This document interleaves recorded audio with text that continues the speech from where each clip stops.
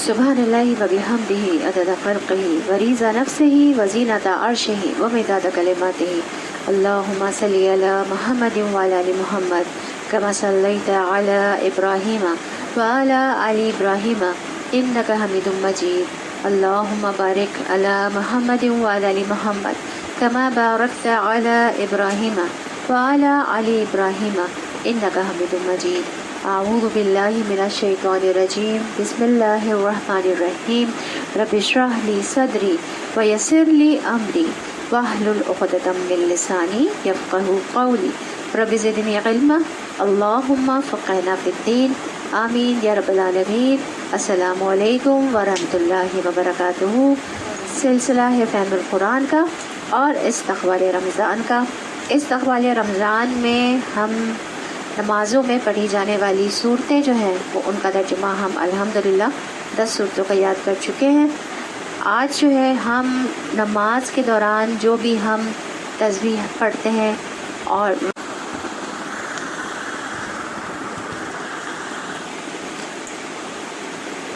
تو آج ہم کریں گے انشاءاللہ ترجمہ تکبیر تحریمہ۔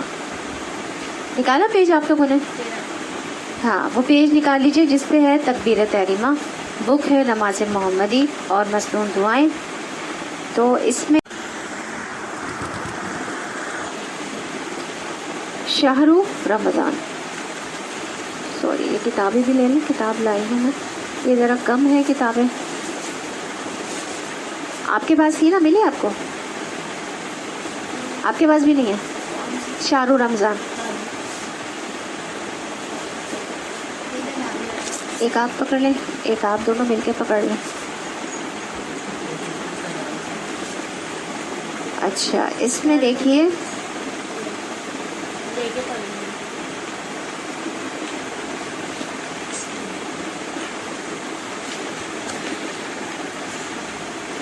ہاں، پیج نمبر نکالیے گا 2، شہر رمضان لکھا ہوا ہے، لکھا ہوا ہے شہر رمضان الذي انزل فيه القرآن هدى للناس وبينات من الهدى والفرقان فمن شهد منكم الشهر فليصمه ومن كان مريضا أو على سفر فعدة من أيام أخر يريد الله بكم اليسر ولا يريد بكم العسر ولتكملوا العدة ولتكبروا الله على ما هداكم ولعلكم تشكرون۔ رمضان وہ مہینہ ہے کہ جس میں قرآن نازل کیا گیا ہے، جو انسانوں کے لیے ہدایت ہے اور ایسی واضح تعلیمات پر مشتمل ہے جو راہ راست دکھانے والی اور حق و باطل کا فرق کھول کر رکھ دینے والی ہے۔ بس جو کوئی تم میں سے اس مہینے کو پائے اس کو لازم ہے کہ اس مہینے کے روزے رکھے، اور جو کوئی مریض ہو یا سفر پر ہو تو وہ دوسرے دنوں میں روزوں کی تعداد پوری کرے۔ اللہ تمہارے لیے آسانی چاہتا ہے، سختی کرنا نہیں چاہتا، اور یہ کہ تم روزوں کی تعداد پوری کرو، اور جس ہدایت سے اللہ نے تمہیں نوازا ہے اس پر اس کی بڑائی بیان کرو تاکہ تم شکر گزار بنو۔ تو شعبان کا چاند طلوع ہوتے ہی رمضان کی خوشبو آنے لگتی ہے۔ آگے دیکھیں، مرحبا رمضان، دل میں خوشی کے جذبات امڑنے لگتے ہیں، اور ایسا کیوں نہ ہو کہ ایک معزز مہمان کی آمد ہے جو سب کے لیے رحمتوں، برکتوں اور سعادتوں کے خزانے لیے آ رہا ہے۔ کتنے ہی لوگ ہیں جو ہمارے ساتھ گزشتہ رمضان میں عبادت کر رہے تھے مگر آج وہ دنیا میں موجود نہیں، آج وہ مساجد میں نہیں، قبرستانوں میں ہیں۔ کتنے ہی لوگ ہیں جو جسمانی یا ذہنی بیماری، بڑھاپے یا کسی اور عذر کی وجہ سے روزہ رکھنے سے عاجز ہیں۔ بس وہ خوش نصیب جنہیں اس رمضان سے استفادہ کا موقع مل رہا ہے، انہیں چاہیے کہ پوری محبت سے رمضان کو خوش آمدید کہیں، نیکی کے تمام مواقع سے خوب فائدہ اٹھانے کے لیے پورے جوش و خروش سے تیاری شروع کر دیں، اور رمضان کی آمد کے ساتھ ہی نیکیوں میں آگے بڑھنے کی پکار پر دل و جان سے لبیک کہیں۔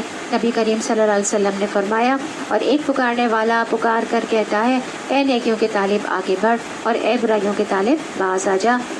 سنن ترمذی کی روایت ہے 682۔ تو کرنے کے کام کیا ہے؟ ماہ شعبان کے نصف اول میں روزے رکھنے ہیں، خصوصاً گزشتہ رمضان کے قضا روزے، پھر 15 شعبان کے بعد رمضان کی تیاری اور جسم کی قوتوں کو بحال کرنے کے لیے روزے نہیں رکھنے۔ ایسی کتب کا مطالعہ کرنا یا لیکچر سننا جس کے بعد روزے سے متعلق احکامات تازہ ہو جائیں تاکہ پورے آداب و شرائط کے ساتھ روزہ رکھ سکیں۔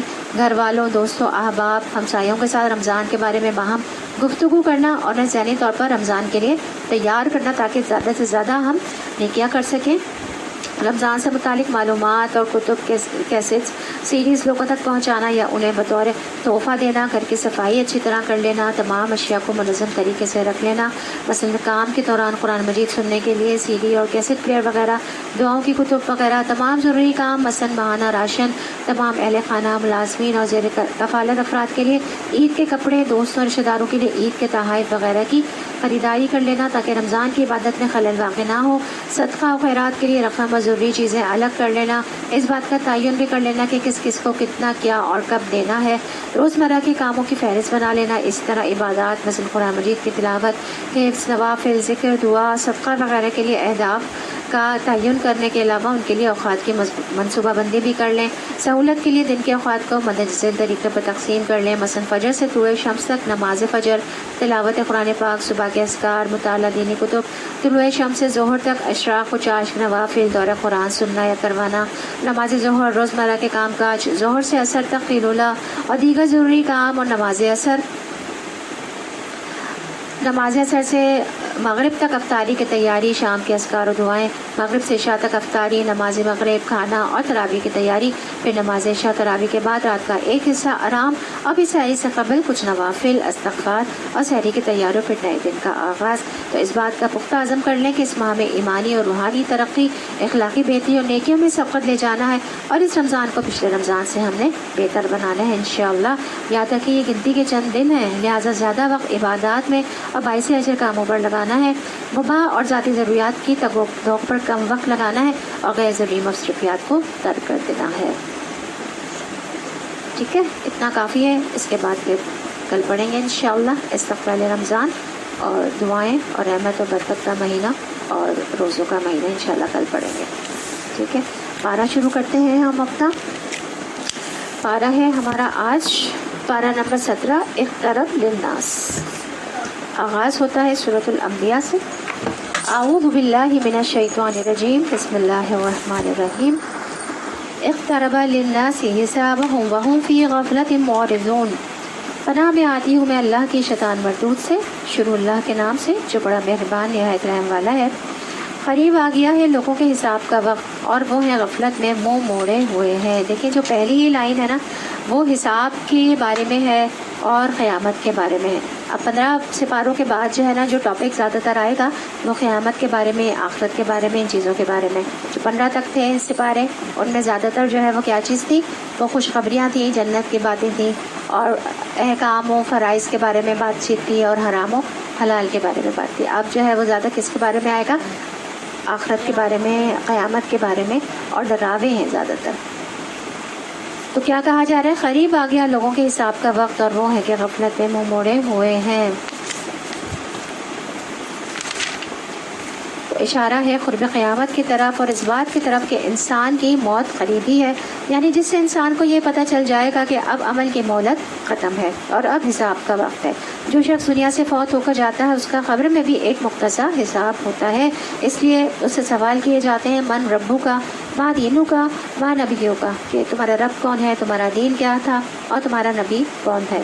تو جب انسان قیامت کے دن اٹھے گا تو اس سے باقاعدہ حساب پھر لیا جائے گا۔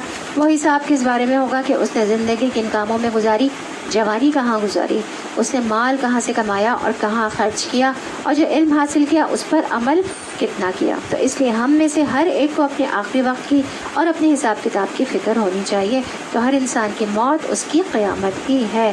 نبی کریم صلی اللہ علیہ وسلم نے فرمایا نہ میں دنیا سے ہوں نہ دنیا مجھ سے ہے۔ تو یہ تو وقتی طور پر ایک جیسے ایک ٹرانزٹ ہوتا ہے نا کہ ایک فیز سے دوسرے فیز میں چلے جانا، تو ہم رکے ہوئے ہیں، اس کے بعد پھر ہمیں آگے جانا ہے۔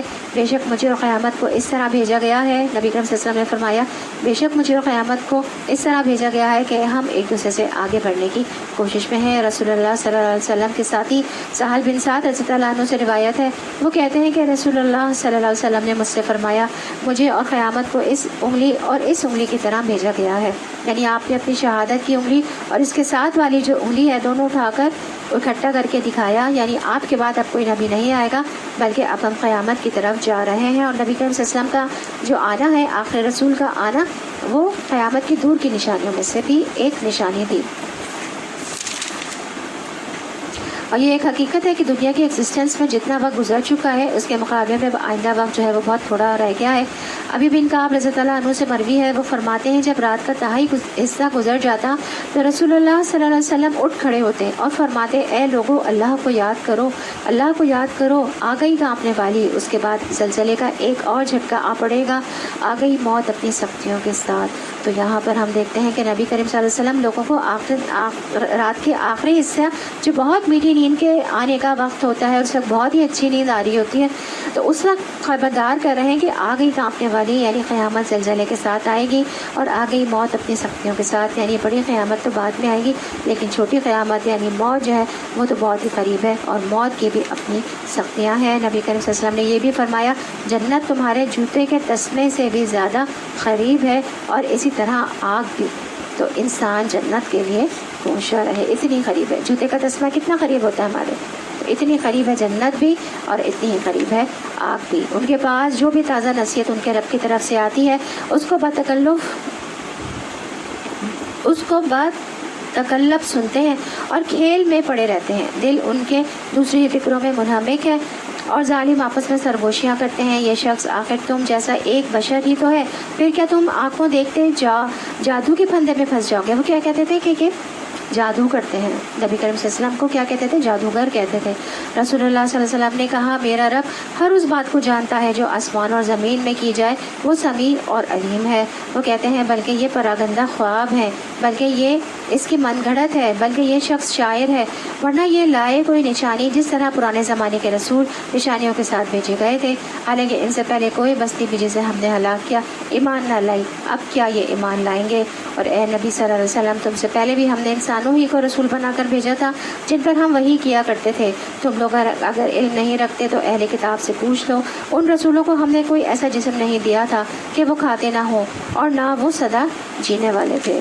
پھر دیکھ لو آخرکار ہم نے ان کے ساتھ اپنے وعدے پورے کیے، اور انہیں اور جس کو ہم نے چاہا بچا لیا، اور حد سے گزر جانے والوں کو ہلاک کر دیا۔ لوگوں ہم نے تمہاری طرف ایک ایسی کتاب بھیجی ہے جس میں تمہارا ہی ذکر ہے، کیا تم سمجھتے نہیں ہو؟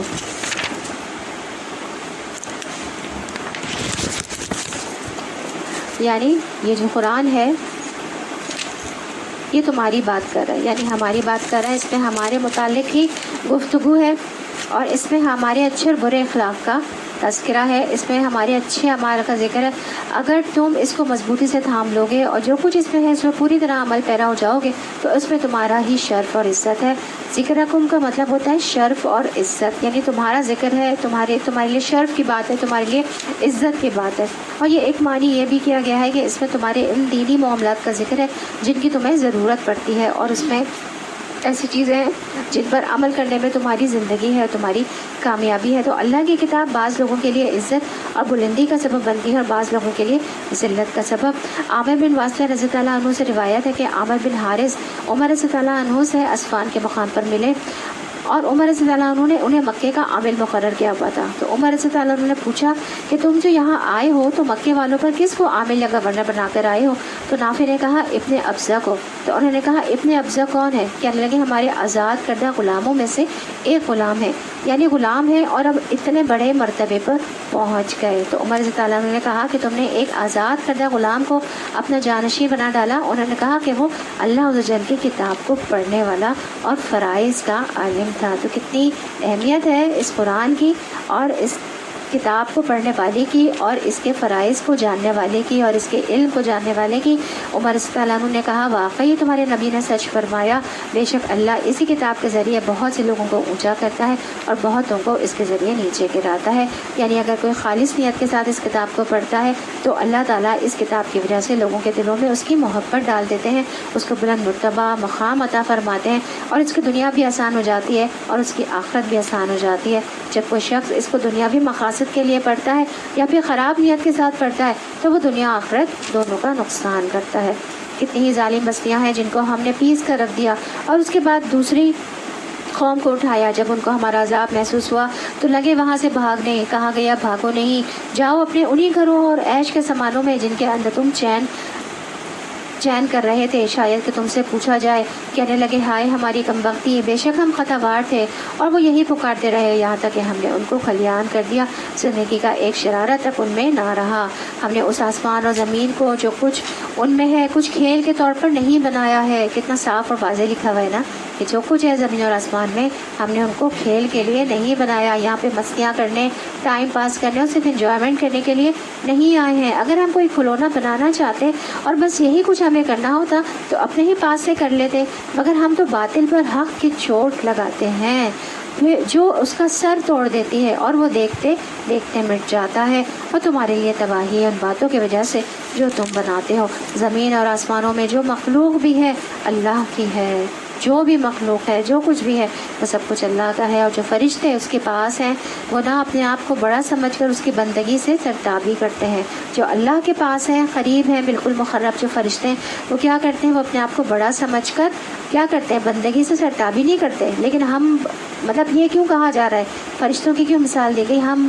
ہم جو زمین پہ ہم مخلوقات موجود ہیں نا، انسان جو مخلوق موجود ہے زمین پر، ہمیں بھی تو بندگی کے لیے بھیجا ہے نا، تو ہم تو یہاں بڑے اکڑ جاتے ہیں، ذرا سی بندگی کری، ہاں سب کچھ کرتے ہیں، فساد پھیلا دیتے ہیں یہاں پہ۔ اور نہیں، یہ بھی تو ہے نا، اگر ہم نے ذرا سی بندگی بھی کر لی اللہ کی تو فوراً غرور و فخر میں مبتلا ہو جاتے ہیں نا، اپنی نیکیوں کی فوراً ہمیں وہ آ جاتی ہے، غرور آنے لگتا ہے فوراً ہمیں۔ وہی بات کی جا رہی ہے، ہاں فرشتے جو اس کے پاس ہیں اور اتنے مقرب ہیں، لیکن وہ نہ وہ اپنے آپ کو بڑا سمجھ کر اس کی بندگی سے سرتابی کرتے ہیں اور نہ ملول ہوتے ہیں۔ تو یعنی عبادت کر کے تھکتے نہیں۔ آج کل ہم تھوڑی سی ایکسٹرا عبادت کر لیں تو ہمیں کیا ہو جاتا ہے ہمارے ساتھ جو ہے نا، اور رکعت ہم اگر نوافل، جیسے کہ آج ہم نے شعبان کے مہینے میں ہم نے پریکٹس تھوڑی زیادہ کرنی شروع کی ہے، یاد کرنا شروع کیا ہے ہم نے، نوافل اور اشراق اور چاشت اور ان کی جو ہے وہ پابندی کرنی ابھی سے شروع کر دی ہے، اس لیے کہ رمضان میں ہم زیادہ سے زیادہ فائدہ اٹھا سکیں۔ یاد رکھیے کہ رمضان میں فرض نماز کا جو درجہ ہے وہ اس کا ثواب 70 گنا ہو جاتا ہے، اور جو عام عبادت ہے وہ فرض کے لیول پر چلی جاتی ہے، اور تمام نیکیوں کا اجر کتنا ملتا ہے؟ ہمیں 70 گنا ملتا ہے، جو کہ عام دنوں میں اللہ تعالیٰ 10 گنا تک یا اس سے زیادہ دیتے ہیں، جبکہ رمضان میں ہر نیکی کا ثواب ہمیں 70 گنا تک ملتا ہے۔ تو اتنا رحمت و برکتوں والا مہینہ، تو ہم اس میں اگر عبادت کرتے ہیں تو ہم تھک جاتے ہیں۔ تو نبی کریم صلی اللہ علیہ وسلم نے صحابہ سے پوچھا کہ کیا جو کچھ میں سن رہا ہوں تم سب بھی وہ سن رہے ہو؟ انہوں نے کہا کہ ہم تو کوئی چیز نہیں سن رہے۔ آپ نے فرمایا بے شک میں تو آسمان کے چرچرانے کی آواز سن رہا ہوں۔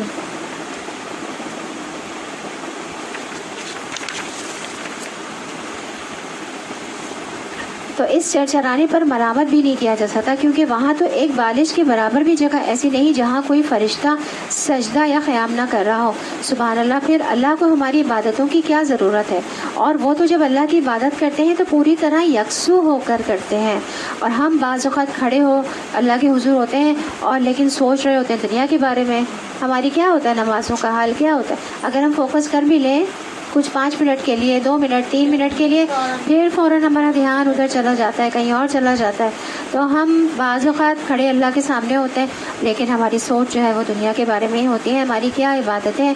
پھر بھی اللہ تعالیٰ نے فرشتوں سے انسان کو سجدہ کروایا، اللہ نے کتنی ہمیں عزت اور شرف بخشا، اور یہ شوق کہ یہ اپنے شوق سے عبادت کرے گا، یہ اپنے دل سے۔ اللہ تعالیٰ نے ہمارا جو بہت خوبصورت چیز بنائی ہے نا، یہ دل بنایا ہے نا۔ سب سے پہلے اللہ تعالیٰ نے ہمارے انسانوں کی بنانے سے پہلے ان کے دل بنائے تھے، اور سب سے پیارا دل کس کا تھا؟ ہمارے پیارے نبی حضرت محمد مصطفیٰ صلی اللہ علیہ وسلم کا دل تھا۔ تو ہر چیز جو ہے نا وہ یہاں آتی ہے، اللہ کا کلام بھی یہاں آتا ہے پہلے، کہاں سے؟ کانوں سے سن کے، آنکھوں سے دیکھ کے۔ یہ نشانیاں ہیں نا ساری پوری کائنات میں، کتنی نشانیاں ہیں؟ 15 پارے ہو گئے تو اب یاد ہو جانا چاہیے کتنے دفعہ بتایا ہے۔ اللہ کی نشانیاں 2 طرح سے ہیں نا۔ نمبر 1 آسمان، چاند، ستارے۔ کونی نشانیاں۔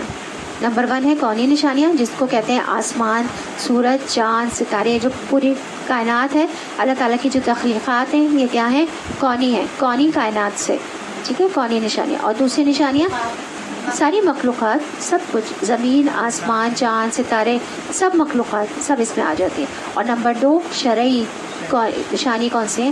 یہ آیات، قرآن پاک جو ہے وہ شرعی ہے، ٹھیک ہے۔ یہ آیات جو ہے نا یہ اللہ تعالیٰ کی، اللہ کا کلام ہے نا، یہ تو اللہ کا کلام ہے، اللہ نے جو کہا ہے وہ ہے، یہ اللہ کی بات ہے۔ جیسے کہ ایک شاعر ہوتا ہے، شاعر کا کلام ہوتا ہے نا ایک، ٹھیک ہے، تو یہ جو ہے نا اللہ کا کلام ہے۔ ایک یہ نشانی ہے، اور ہے نعمت ہے اللہ کی، ہاں۔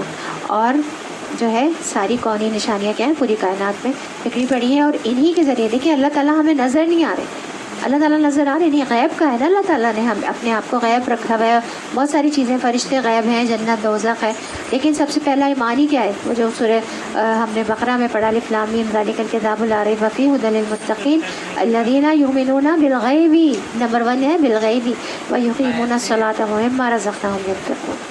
تو سب سے پہلے جو غیب پر ایمان لاتے ہیں اس میں اللہ، فرشتے اور جنت دوزخ آخرت، یہ تمام چیزیں ہیں۔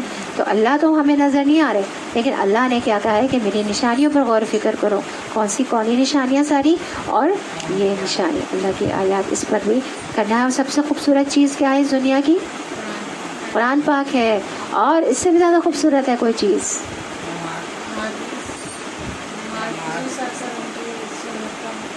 ہاں نہیں، ایک اور چیز ہے جو سب سے زیادہ خوبصورت ہے۔ یہ چیز جو ہے نا جنت دنیا میں تو نہیں ملے گی نا، دنیا کی بات کر رہی ہوں۔ ہاں خوبصورت آخرت کے لیے ہے نا، آخرت میں تو خیر اللہ کا دیدار ہے نا۔ سب سے قرآن مل گیا آپ کو، اس کے ذریعے آپ کو اللہ کی معرفت مل رہی ہے۔ یہ جو دونوں نشانیاں ہیں نا، قرآن اور کونی نشانیاں، اس کے ذریعے اللہ کی معرفت حاصل کرنی ہے، اور وہ معرفت دل میں اللہ کی محبت، قرب اور محبت ہے اصل اللہ کا۔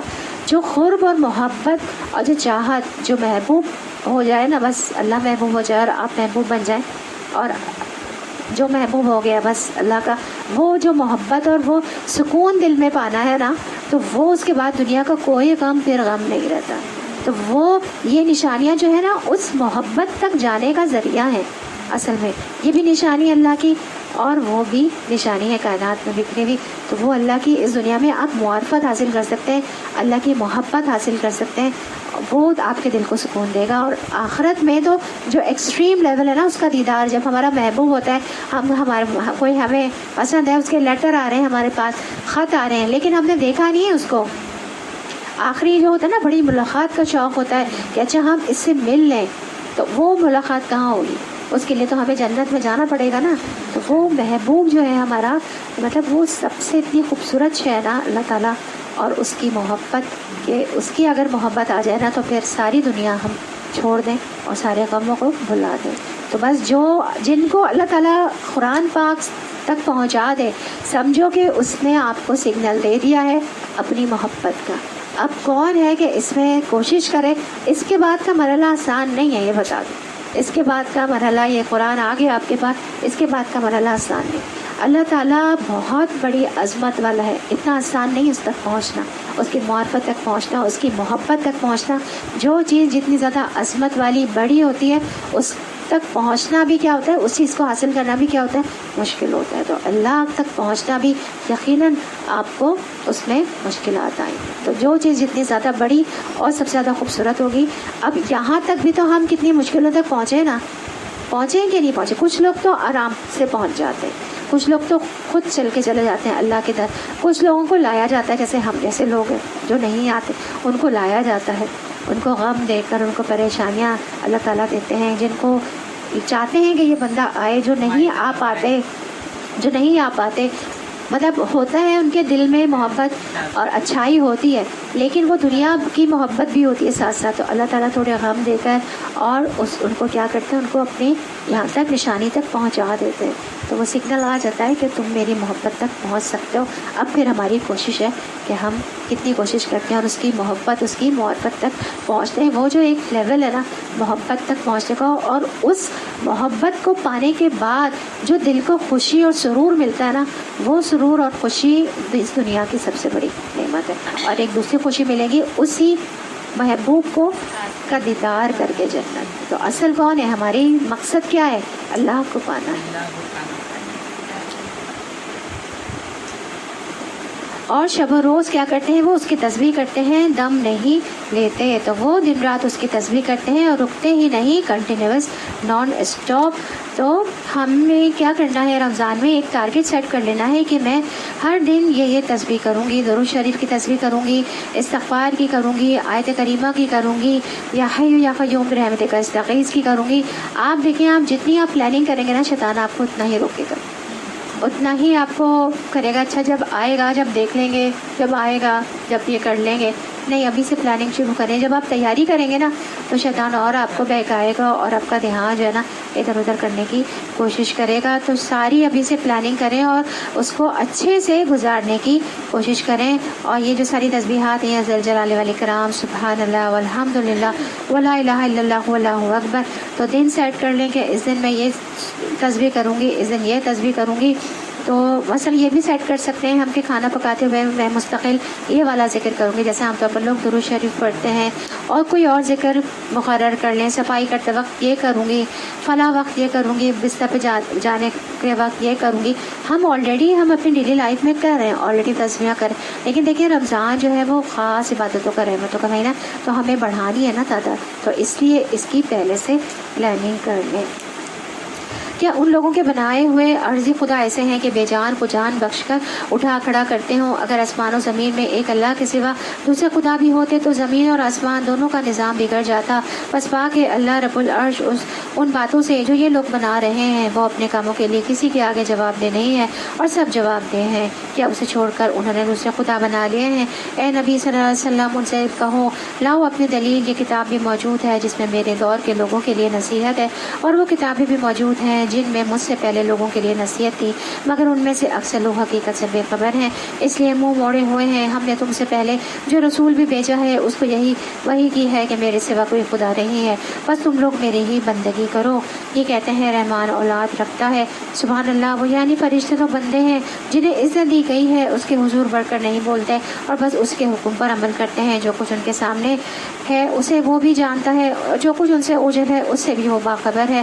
وہ کسی کی سفارش نہیں کرتے بجز اس کے کہ اس جس کے حق میں سفارش سننے پر اللہ راضی ہو, اور وہ اس کے خوف سے ڈرتے رہتے ہیں. اور جو ان میں سے کوئی کہہ دے کہ اللہ کے سوا میں بھی ایک خدا ہوں تو اسے ہم جہنم کی سزا دیں. ہمارے ہاں ظالموں کا یہی بدلہ ہے. کیا وہ لوگ جنہوں نے نبی صلی اللہ علیہ وسلم کی بات ماننے سے انکار کر دیا ہے غور نہیں کرتے کہ یہ سب آسمان اور زمین وہاں ملے ہوئے تھے, پھر ہم نے انہیں جدا کیا اور پانی سے ہر زندہ چیز پیدا کی. کیا وہ ہماری اس خلاقی کو نہیں مانتے؟ لیکن کیا بات پتہ چلی یہاں سے کہ زمین اور آسمان باہم ملے ہوئے تھے, پھر ہم نے انہیں جدا کیا. نمبر 1 بات تو یہ. نمبر 2 بات کیا ہے کہ ہر چیز جو ہے وہ پانی سے پیدا کی گئی ہے. نئی بات پتہ چلی, ہر چیز پانی سے پیدا کی گئی ہے. تو آسمان اور زمین آپس میں گٹمٹ تھے اور ہم نے ان کو الگ کیا. اب سائنس کا بھی نظریہ ہے بگ بینگ کا, سنا ہی ہوگا آپ لوگوں نے. بگ بینگ کیا تھا؟ کیا ہے کہ وہ ایک بڑا گولا جو مختلف حصوں میں پھٹ گیا اور ہر جاندار چیز کو پانی سے زندگی بخشی. یہ 2 باتیں ایسی ہیں جو نبی کریم صلی اللہ علیہ وسلم کے زمانے میں دریافت نہیں ہوئی تھی, لیکن آج تو سائنس بھی یہ کہتی ہے کہ ہر جاندار چیز کے اندر کیا موجود ہے؟ پانی موجود ہے. لیکن وحی کے ذریعے پہلے ہی بتا دی گئی تھی. اور جہاں تک ہر جاندار چیز کو پانی سے پیدا کیا گیا,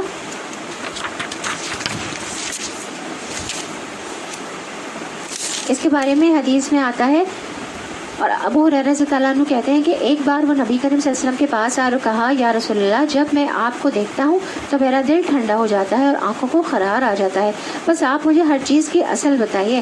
تو آپ صلی اللہ علیہ وسلم نے فرمایا ہر چیز پانی سے پیدا کی گئی ہے, اور ہر چیز ابتدا میں پانی تھی اور پھر بعد میں وہ ٹھوس مایا اور گیس میں تقسیم ہو گئی. اور ہم نے زمین میں پہاڑ جما دیے تاکہ وہ انہیں لے کر ڈھلک نہ جائیں, اور اس میں کچھ آتا راہیں بنا دی شاید کہ لوگ اپنا راستہ معلوم کر لیں. اور ہم نے آسمان کو ایک محفوظ چھت بنا دیا, مگر یہ ہے کہ کائنات کی نشانیوں کی طرف توجہ ہی نہیں کرتے. تو یاد رکھیے اللہ کی نشانیوں کی طرف توجہ کرنا, غور و فکر کرنا, یہ بھی عبادت ہے اور یہ بھی ہمارے لیے لازم ہے. جس طرح کہ سے قرآن کی آیات کو پڑھنا ضروری ہے, اسی طرح سے کائنات کی آیات کو اسٹڈی کرنا بھی ضروری ہے, اور ان علوم کو حاصل کرنا بھی ضروری ہے جس سے یہ کام آسان ہو.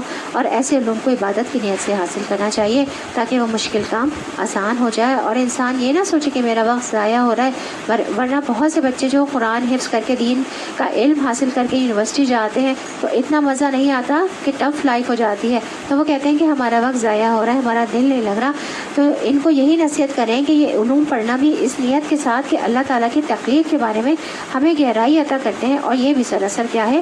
عبادت ہے. ہمیں اللہ تعالیٰ کی اسرار و رموز پتہ چلتے ہیں اور آگاہی ہوتی ہے, علم حاصل ہوتا ہے, آگاہی ہوتی ہے, نئی نئی چیزوں کا پتہ چل رہا ہوتا ہے. اور اس کے ساتھ ساتھ کیا علم حاصل کرنا؟ عبادت میں بھی شامل ہے, اور وہ اللہ ہی ہے جس نے رات و دن بنائے اور سورج و چاند کو پیدا کیا, اور سب ایک ایک فلک میں تیر رہے ہیں. اور ایک ایک فلک مطلب اپنے مدار میں تیر رہے ہیں اور اپنے جو ان کا آربٹ ہے اس میں تیر رہے ہیں. اور اے نبی صلی اللہ علیہ وسلم ہمیشگی تو ہم نے تم سے پہلے بھی کسی انسان کے لیے نہیں رکھی ہے. اگر تم مر گئے تو کیا یہ لوگ ہمیشہ جیتے رہیں گے؟ ہمیشہ کے لیے تو کوئی بھی اس دنیا میں نہیں آیا. یاد رکھیے انبیاء کو بھی دنیا سے جانا ہوتا ہے اور وہ بھی فوت ہوتے ہیں. رسول اللہ صلی اللہ علیہ وسلم نے فرمایا جبریل میرے پاس آئے اور کہا اے محمد صلی اللہ علیہ وسلم جیسے چاند زندگی گزار کر بلاخر جیسے چاہو زندگی گزارو بلاخر مرنا تو ہے اور جس کو چاہو اپنا محبوب بنا لو یقیناً تمہیں بلاخر ان سے جدا تو ہونا ہی ہے. یعنی اس دنیا میں انسان جیسے چاہے زندگی بسر کرے مرنا تو ہے.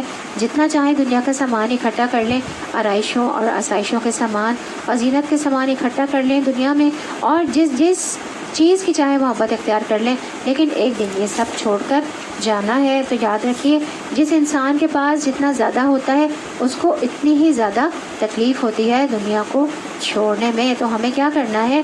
ہمیں کم سے کم ہی اپنے پاس رکھنے کی کوشش کرنی ہے. ہر جاندار کو موت کا مزہ چکھنا ہے اور ہم اچھے برے حالات میں ڈال کر تم سب کی آزمائش کر رہے ہیں. آخرکار تمہیں ہماری طرف پلٹنا ہے. تو خوش قسمت کون لوگ ہوتے ہیں؟ خوش قسمت ایسے لوگ ہیں جو اپنی ذمہ داریاں ادا کر کے جو اللہ نے ان کو زندگی میں دیا ہے اور اپنے ہاتھوں سے تقسیم کر کے صدقہ و خیرات کر کے اور مختلف کام کر کے زندگی کے مختصر زندگی میں کہ ہمیں یہ نہیں ہو کہ ہم جوانی میں بہت کچھ اکٹھا کرنے میں لگ جائیں. تو ضرورت کم ہو تو انسان کا کیا ہوتا ہے؟ وقت بچ جاتا ہے. جب ضرورت سے زیادہ کوئی بھی چیز ہو جاتی ہے تو پھر وہ انسان کے اوپر کیا ہو جاتی ہے؟ بوجھ ہو جاتی ہے. تو اس کو پھر سنبھالنا بھی ایک مسئلہ ہوتا ہے, اس کی کیئر کرنا, اس کو دیکھ بھال کرنا. اس لیے گھر میں کوشش کریں سامان جو ہے وہ کیا کم سے کم ہی ہو اور چیزیں بھی آپ کی ساری کم سے کم ہی ہو تاکہ ان کو ہینڈل کرنا بھی جو ہے وہ آسانی ہو جائے. اسی طرح یہ بھی ہے کہ انسانوں سے چاہے اپنی اولاد ہو والدین ہو ان سب سے ایک فطری محبت کرتا ہے لیکن وہ فطری محبت بھی حد سے آگے نہیں بڑھنی چاہیے کیونکہ یہ انسان کے لیے خود اپنے لیے نقصان دہ چیز ہوتی ہے. جو انسان اللہ کو سب سے بڑا محبوب بناتا ہے والذین آمنوا اشد حبا للہ اور پھر وہ اس محبت کی تکلیف سے باہر نکل آتا ہے. وہ اولاد سے محبت رکھتا ہے, اس کی خیر خواہی کرتا ہے اور ان کے ساتھ جذباتی لگاؤ رکھتا ہے لیکن اتنا نہیں کہ اس کی جدائی انسان کو انتہائی غمگین کر دے اور دنیا سے جاتے ہوئے مرتے وقت دل ہلکا ہونا چاہیے. دنیا چھوڑنے کا بہت بڑا صدمہ نہیں ہونا چاہیے اور نہ ہی بہت زیادہ حسرتیں رکھنی چاہیے کہ اکثر لوگوں کو دیکھا گیا ہے کہ وہ آخری وقت تک بچپن کی کوئی ایک چیز ہوتی ہے وہ یاد کرتے رہتے ہیں کہ ہمیں یہ نہیں ملا تھا زندگی میں, یہ ہماری یہ چیز نہیں پوری ہوتا ہے نا بعض دفعہ کہ ہاں نہیں ہوئی پوری. تو جیسا کہ پہلے بھی بات ہوئی تھی کہ موت کے وقت انسان کے دل کی جو کیفیت ہوتی ہے وہ موت کے بعد بھی برقرار رہتی ہے. تو ہمیں کیا کرنا ہے؟ موت کے وقت ہمیں سکون رکھنا ہے اور شکر گزاری رکھنی ہے اور خوش رہنا ہے اس وقت کیونکہ موت جو ہے وہ ایک مومن کے لیے کیا ہے؟ خوشی کا لمحہ ہے کیونکہ وہ اپنے محبوب سے اپنے رب سے ملاقات کرنے جا رہا ہوتا ہے. موت جو ہے وہ پہلی سیڑھی ہے, پہلا قدم ہے اللہ سے ملاقات کا, اپنے رب سے ملاقات کی پہلی جو اسٹیپ ہے سیڑھی کا وہ کیا ہے؟ موت ہے. تو اس پہ غمزدہ یا رنجیدہ یا حسرتیں نہیں پالنا اس وقت کیونکہ انہوں نے کیا کہا جو دل کی کیفیت ہوگی نا آپ کی خوشی اور اطمینان اور جو ایک لگن ہوگی چاہت ہوگی تو وہی چاہت پھر آپ کی بعد میں بھی برقرار رہے گی. اس لیے ضروری ہے کہ نفس مطمئنہ حاصل ہو. نفس مطمئنہ زیادہ مال و دولت اور اولاد سے حاصل نہیں ہوتا, وہ نیک کام کر کے ہوتا ہے اور خصوصاً مال اور اولاد کو نیکی کے راستے پر لگانے سے ہوتا ہے, نیک کام کرنے سے ہوتا ہے, اللہ کے کام کرنے سے ہوتا ہے. اور اس چیز کے لیے انسان کو محنت اور کوشش کرنی چاہیے تاکہ دنیا سے واپسی کا عمل جو ہے وہ آسان ہو جائے.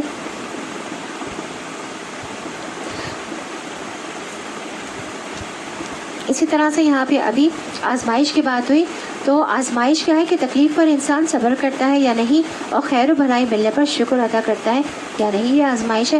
ابن زید کہتے ہیں کہ ہم ان کی آزمائش ایسی چیزوں کے ساتھ بھی کرتے ہیں جنہیں وہ پسند کرتے ہیں اور ایسی چیزوں کے ساتھ بھی کرتے ہیں جنہیں وہ پسند نہیں کرتے تاکہ ہم یہ دیکھیں کہ جو کام انہیں پسند ہے اس میں وہ کتنا شکر ادا کرتے ہیں اور ان میں وہ اللہ سے کتنے راضی رہتے ہیں, اللہ کے لیے وقت کتنا نکالتے ہیں. جتنا جیسے پیچھے مال اور اولاد وغیرہ کی بات ہو رہی تھی تو اگر ان سے محبت ہے تو پھر ان کو پا کر شکر کتنا ادا کرتے ہیں. اور عملی شکر کیا ہے کہ اس سے دوسروں کو بھی فائدہ دینا یا ان کو فائدہ مند بنانا لوگوں کے لیے. اور شکر صرف زبان سے نہیں ہوتا، دل سے ہوتا ہے، عمل سے ہوتا ہے. ہم نے شکر کیا انسان اپنے مال اور اولاد سے اپنی یا ان کی آخرت بنانے کی کتنی فکر کرتا ہے، اور جو کام انسان ناپسند ہے انسان کو ان پر وہ صبر کیسے کرتا ہے. تو یہ ہے انسان کا امتحان.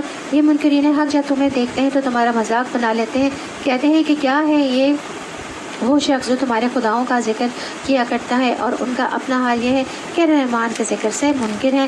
انسان جلد باز مخلوق ہے. ابھی میں تم کو اپنی نشانیاں دکھائی دیتا ہوں، مجھ سے جلدی نہ مچاؤ. انسان جلد باز مخلوق ہے، اس لیے ہمیں کیا ہوتا ہے، پریشانی، تشویش، انزائٹی، یہ ساری بیماریاں ہماری جلد بازی کی وجہ سے ہوتی ہیں کہ ہم ہر چیز کا رزلٹ کیا ہے، فوراً چاہتے ہیں کہ بس یہ جو میں نے کام کیا ہے اس کا رزلٹ فوراً ہو جائے، بس میں دعا کر رہی ہوں اب یہ میرا کام بس فوراً ہو جائے.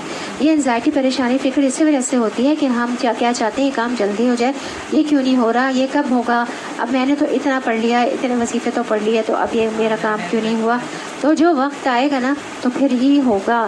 جب کام کا اصل وقت ہے ہمیں اس اسباب اختیار کرنا اور اللہ سے مدد مانگنا اور اس سے دعا کرنے رہنے کا حکم ہے. باقی جو ہے فیصلہ وہ کون ہے، وہ کام ہمارے اگر بہتر ہوگا تو اللہ تعالیٰ اس کو ضرور کر دیں گے. یہ لوگ کہتے ہیں کہ آخر یہ دھمکی پوری کب ہوگی، اگر تم سچے ہو کاش ان کافروں کو اس وقت کا کچھ علم ہوتا جبکہ یہ نہ اپنے منہ آگ سے بچا سکیں گے، نہ اپنی پیٹھیں، اور نہ ان کو کہیں سے مدد پہنچے گی. وہ بلا اچانک آئے گی اور انہیں اس طرح یکلخت دبوچ لے گی کہ یہ نہ اس کو دفع کر سکیں گے اور نہ ان کو لمحہ بھر مہلت ہی مل سکے گی. مذاق تم سے پہلے بھی رسولوں کا اڑایا جا چکا ہے، مگر ان کا مذاق اڑانے والے اسی چیز کے پھیر میں آتے رہے جس کا وہ مذاق اڑاتے رہے. اے نبی صلی اللہ علیہ وسلم ان سے کہو کون ہے جو رات کو یا دن کو تمہیں رحمان سے بچا سکتا ہے، مگر یہ اپنے رب کی نصیحت سے منہ موڑ رہے ہیں. کیا یہ کچھ ایسے خدا رکھتے ہیں جو ہمارے مقابلے میں ان کی حمایت کریں؟ وہ تو نہ خود اپنی مدد کر سکتے ہیں اور نہ ہماری ہدایت ان کو حاصل ہے. اصل بات یہ ہے کہ ان لوگوں کو اور ان کے آباء و اجداد کو ہم زندگی کا سر و سامان دیے چلے گئے یہاں تک کہ ان کو دن لگ گئے، مگر کیا انہیں نظر نہیں آتا کہ ہم زمین کو مختلف سمتوں سے گھٹائے چلے آ رہے ہیں؟ پھر کیا یہ غالب آ جائیں گے؟ ان سے کہہ دو کہ میں تو وحی کی بنا پر تمہیں متنبع کر رہا ہوں، مگر بہرے پکار کو نہیں سنا کرتے جبکہ انہیں خبردار کیا جائے. کیا کہا جا رہا ہے؟ بہرے پکار کو نہیں سنا کرتے کہ جب انہیں خبردار کیا جائے. تو اگر تیرے رب کا عذاب ذرا سا انہیں چھو جائے تو ابھی چیخ اٹھیں کہ ہائے ہماری کمبختی، بے شک ہم خطاوار تھے. قیامت کے روز ہم ٹھیک ٹھیک تولنے والے ترازو رکھ دیں گے، ترازو رکھے جائیں گے جو کہ ٹھیک ٹھیک تول رہے ہوں گے. پھر کسی شخص پر ذرا برابر ظلم نہ ہوگا، انصاف ہوگا. جس کا رائی کے دانے کے برابر بھی کچھ کیا دھرا ہوگا وہ ہم سب لے آئیں گے اور حساب لگانے کے لیے ہم کافی ہیں.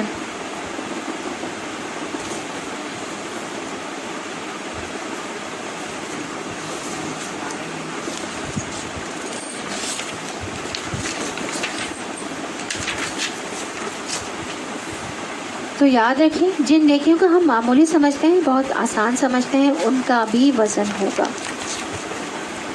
رسول اللہ صلی اللہ علیہ وسلم نے فرمایا 5 چیزیں کیا ہی خوب ہیں اور میزان عمل میں کتنی بھاری ہیں. لا الہ الا اللہ، نمبر 1، اللہ اکبر، سبحان اللہ، الحمدللہ. اور وہ نیک اولاد جو فوت ہو جائے اور اس کے ماں باپ اجر کی نیت سے اس پر صبر کرے. اللہ تعالیٰ کسی بھی حال میں انسان کو محروم نہیں رکھتا.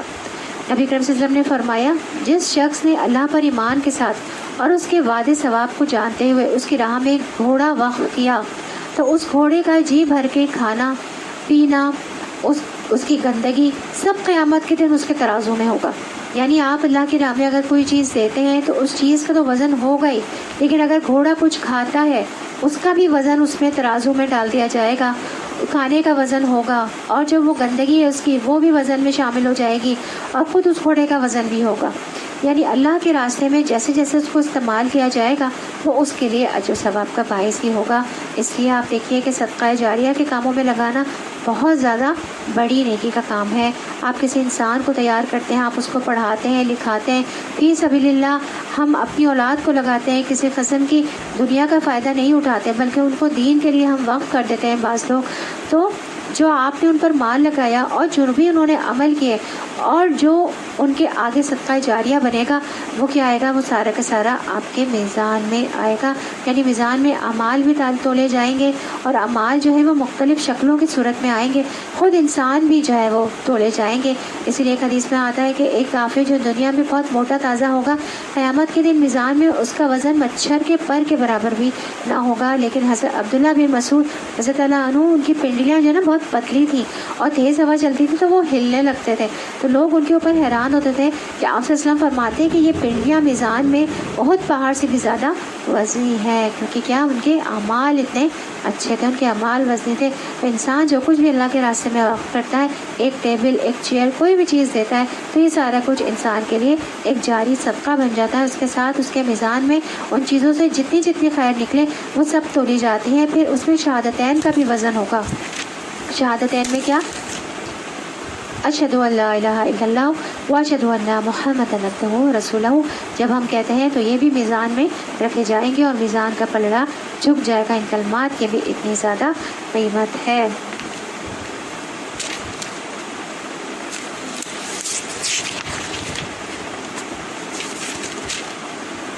پہلے ہم موسیٰ اور ہارون کو فرقان اور روشنی اور ذکر عطا کر چکے ہیں، ان متقی لوگوں کی بھلائی کے لیے جو بے دیکھے اپنے رب سے ڈرے ہوں، جن کو حساب کی اس گھڑی کا کھٹکا لگا ہوا ہو. اب یہ بابرکت ذکر ہم نے تمہارے لیے نازل کیا ہے، پھر کیا تم اس کو قبول کرنے سے انکاری ہو؟ یہ قرآن ذکر مبارک ہے. یہ ذکر جو آپ سن رہے ہیں یہ برکت والا ہے. برکت کا مطلب ہوتا ہے کسی چیز میں اضافہ ہونا اور اس کا قائم رہ جانا، یعنی نمو بھی اور ثبات بھی. تو قرآن کے ذریعے جو علم حاصل کرتے ہیں ہم اس پر جب ہم عمل کرتے ہیں تو کیا ہوتا ہے، نیکیاں ہماری ملٹیپلائی ہو جاتی ہیں اور زیادہ سے زیادہ بڑھتی چلی جاتی ہیں. جیسے ابھی ہم نے صدقہ جاریہ کی بات کی تو وہ ایک کیا تھا، ریمائنڈر تھا، یاد دہانی ہو گئی نا ہماری. تو دیکھیے جو حدیث کے ساتھ ملا کر ہم نے بات سنی تو وہ زیادہ سمجھ میں آئی کہ کیا کچھ نہیں تولا جائے گا اور کتنا زیادہ بڑھ جائے گا. سمجھ میں آیا نا وہ گھوڑے کی کیا کیا چیز اس کی ساری. تو اس طرح سے آپ دیکھیں کہ سب باتیں کہاں سے پتہ چل رہی ہیں، یہ قرآن و حدیث کا جو علم ہم حاصل کر رہے ہیں اس سے پتہ چل رہی ہیں. تو قرآن کی وضاحت جو نبی کریم صلی اللہ علیہ وسلم نے کی اس سے باتیں پتہ چلتی ہیں. تو ایسی مجالس بھی بابرکت ہے، ایسا کلام بھی بابرکت ہے، اس کا ذکر بھی بابرکت ہے. اور پھر ان نیکیوں کی وجہ سے انسان کے اپنے اندر تبدیلی آتی ہے.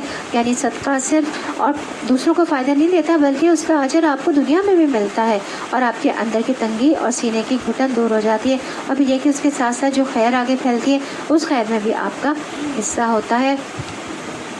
اس سے پہلے بھی ہم نے ابراہیم کو اس کی ہوش مندی بخشی تھی اور ہم اس کو خوب جانتے تھے. یاد کر وہ موقع جب کہ اس نے اپنے باپ اور قوم سے کہا تھا کہ یہ مورتیں کیسی ہیں جن کے تم لوگ گرویدہ ہو رہے ہو. انہوں نے جواب دیا ہم نے اپنے باپ دادا کو ان کی عبادت کرتے پایا ہے.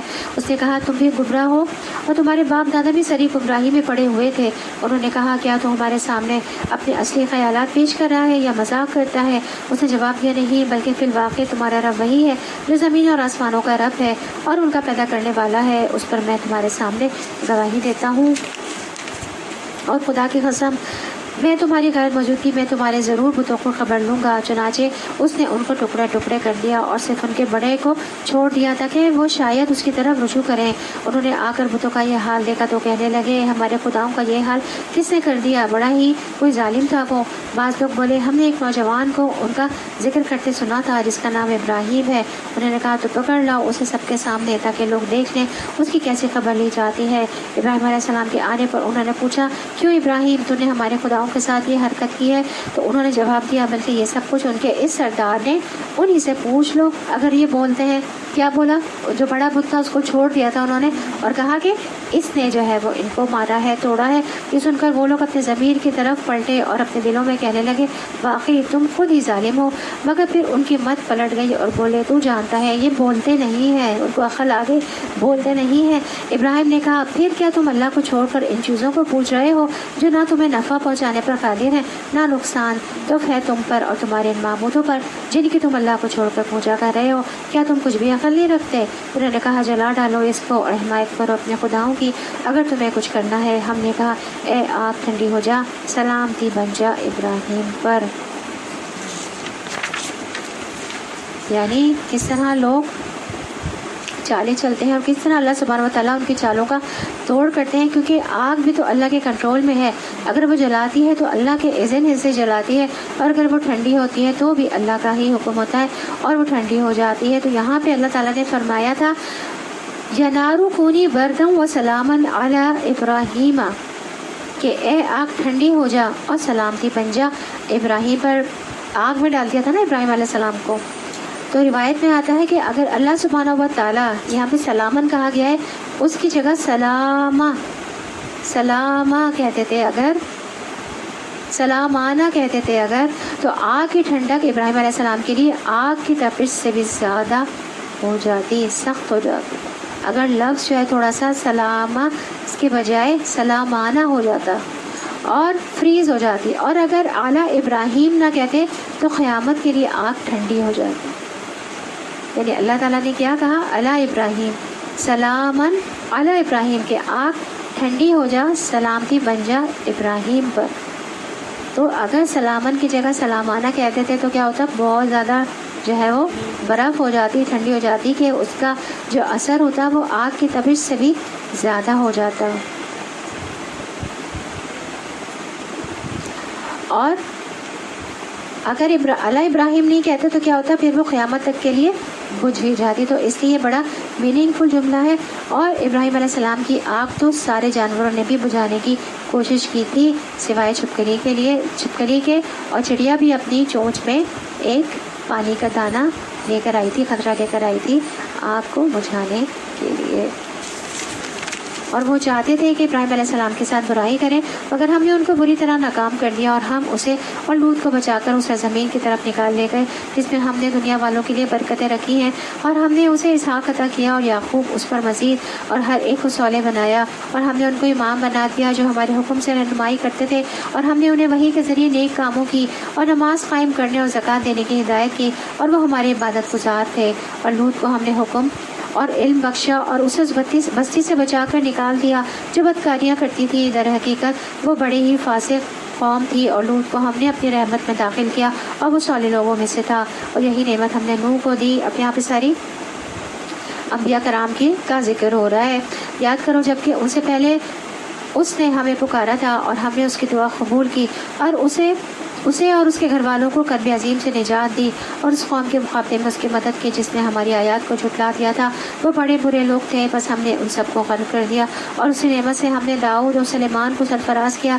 یاد کرو وہ موقع جب کہ دونوں ایک کھیت کے مقدمے میں فیصلہ کر رہے تھے جس میں رات کے وقت اسے لوگوں کی بکریاں پھیل گئی تھیں، اور ہم ان کی عدالت خود دیکھ رہے تھے. اس وقت ہم نے صحیح فیصلہ سلیمان کو سمجھا دیا، حالانکہ حکم اور علم ہم نے دونوں ہی کو عطا کیا تھا. داؤد علیہ السلام کے ساتھ ہم نے پہاڑوں اور پرندوں کو مسخر کر دیا تھا جو تسبیح کرتے تھے، اور اس فعل کے کرنے والے ہم ہی تھے. اس وقت ہم نے سلیمان کو صحیح فیصلہ سجھا دیا، حالانکہ وہ بیٹے تھے اور چھوٹے تھے. اصل میں ہوا یہ کہ دو لوگوں کے درمیان جھگڑا ہو گیا. ایک شخص بکریاں چراتا تھا اور دوسرا کسان تھا. کھیت بناتا تھا تو بکریوں نے اس کا کھیت تباہ کر دیا. تو مقدمہ داؤد علیہ السلام کے پاس آیا جو وقت کے بادشاہ بھی تھے اور نبی بھی تھے، اور ان کے درمیان فیصلے بھی کرتے تھے. آپ نے فیصلہ دیا کہ بکریاں کھیت کے مالک کو دے دی جائیں، اور اس طرح اس کا نقصان جو ہے وہ پورا ہو جائے گا. تو سلیمان علیہ السلام نے اختلاف کیا اور انہوں نے کہا کہ نہیں، بکریاں صرف اس وقت تک کھیت کے مالک کے پاس رہیں جب تک کہ بکریوں والا اس کھیت کو دوبارہ تیار نہ کر دے. تو اس طرح دونوں پر ظلم نہیں ہوگا. تو اس وقت تک اگر کھیت سے فائدہ نہیں اٹھا پا رہا کھیت کا مالک، تو بکریوں سے فائدہ اٹھا لے گا، اور بکریوں والا جو ہے وہ کھیت تیار کر کے اپنی بکریاں واپس لے لے گا. تو ایک بہت ہی منصفانہ فیصلہ تھا. تو یہ ہے کہ بعض اوقات بچے یا جوان یا ہم میں سے چھوٹے عمر میں یا تجربے میں چھوٹے زیادہ بہتر بات کر سکتے ہیں، اس لیے ہمیشہ دوسرے کی بات کو غور سے سننا چاہیے، انصاف کے ساتھ فیصلہ کرنا چاہیے جس میں سب کا بھلا ہو. اس میں بڑے چھوٹے کی بات نہیں، کبھی اللہ تعالیٰ کسی کو زیادہ بہتر طور پر کوئی فیصلے کی بات سجھا دیتا ہے، سمجھا دیتا ہے. اور اس سے یہ بات بھی اخذ کی گئی ہے کہ قاضی کو اس کی کوشش کا اجر ملتا ہے. حسن بصری کہتے ہیں کہ اللہ تعالیٰ نے سلمان علیہ السلام کی تعریف کی ہے اور داؤد علیہ السلام پر ملامت نہیں کی. فیصلہ ان کا بھی ٹھیک تھا اپنی جگہ، لیکن سلمان علیہ السلام کا زیادہ درست تھا۔ حضرت عمر بن العاص رضی اللہ عنہ کہتے ہیں کہ انہوں نے نبی کریم صلی اللہ علیہ وسلم کو یہ فرماتے ہوئے سنا، جب حاکم یعنی قاضی اپنے اجتہاد سے کوئی فیصلہ کرے، پھر وہ فیصلہ اگر صحیح ہو تو اسے دگنا ثواب ملتا ہے، اور اگر فیصلہ کرتے وقت اجتہاد کرے اور غلط کر جائے تو صرف ایک اجر ملتا ہے، یعنی دونوں صورتوں میں اجر ملتا ہے۔ اللہ تعالیٰ کسی کی بھی محنت ضائع نہیں کرتے۔ ہاں، سزا اس صورت میں ملتی ہے جب انسان بغیر توجہ دیے، بغیر محنت کرے، ایسے ہی بس جو دل میں آئے اسی کو کہہ دے، وہ نہیں ہونا چاہیے۔ تو ہمیں اپنے بچوں کے درمیان بھی بہت اچھی طرح اور انصاف کے ساتھ کیا کرنا چاہیے؟ فیصلہ کرنا چاہیے۔ اور ہم نے اس کو تمہارے فائدے کے لیے ذرا بنانے کی صنعت سکھا دی تھی تاکہ تم کو ایک دوسرے کی مار سے بچائے، پھر کیا تم شکر گزار ہو؟ اور سلمان علیہ السلام کے لیے ہم نے تیز ہوا کا مسخر کر دیا تھا جو اس کے حکم سے اس سرزمین کی طرف چلتی تھی جس میں ہم نے برکتیں رکھی ہیں۔ ہم ہر چیز کا علم رکھنے والے تھے، اور شیاطین میں سے ہم نے ایسے بہت سو کو اس کا تابع بنا دیا تھا جو اس کے لیے غوطے لگاتے اور اس کے سوا دوسرے کام کرتے تھے، ان سب کے نگراں ہم ہی تھے۔ اور یہی ہوش مندی اور حکم و علم کی نعمت ہم نے ایوب کو دی تھی۔ اور یاد کرو کہ جب اس نے اپنے رب کو پکارا، مجھے بیماری لگ گئی ہے اور تو ارحم الراحمین ہے۔ کیا پکارا؟ ربی انی مسنی الضر وانت ارحم الراحمین۔ ہم نے اس کی دعا کو قبول کیا اور جو تکلیف اسے تھی اس کو دور کر دیا، اور صرف اس کے اہل و عیال ہی نہیں اس کو دیے بلکہ ان کے ساتھ اتنے اور بھی دیے اپنی خاص رحمت کے طور پر، اور اس لیے کہ یہ ایک سبق ہو عبادت گزاروں کے لیے۔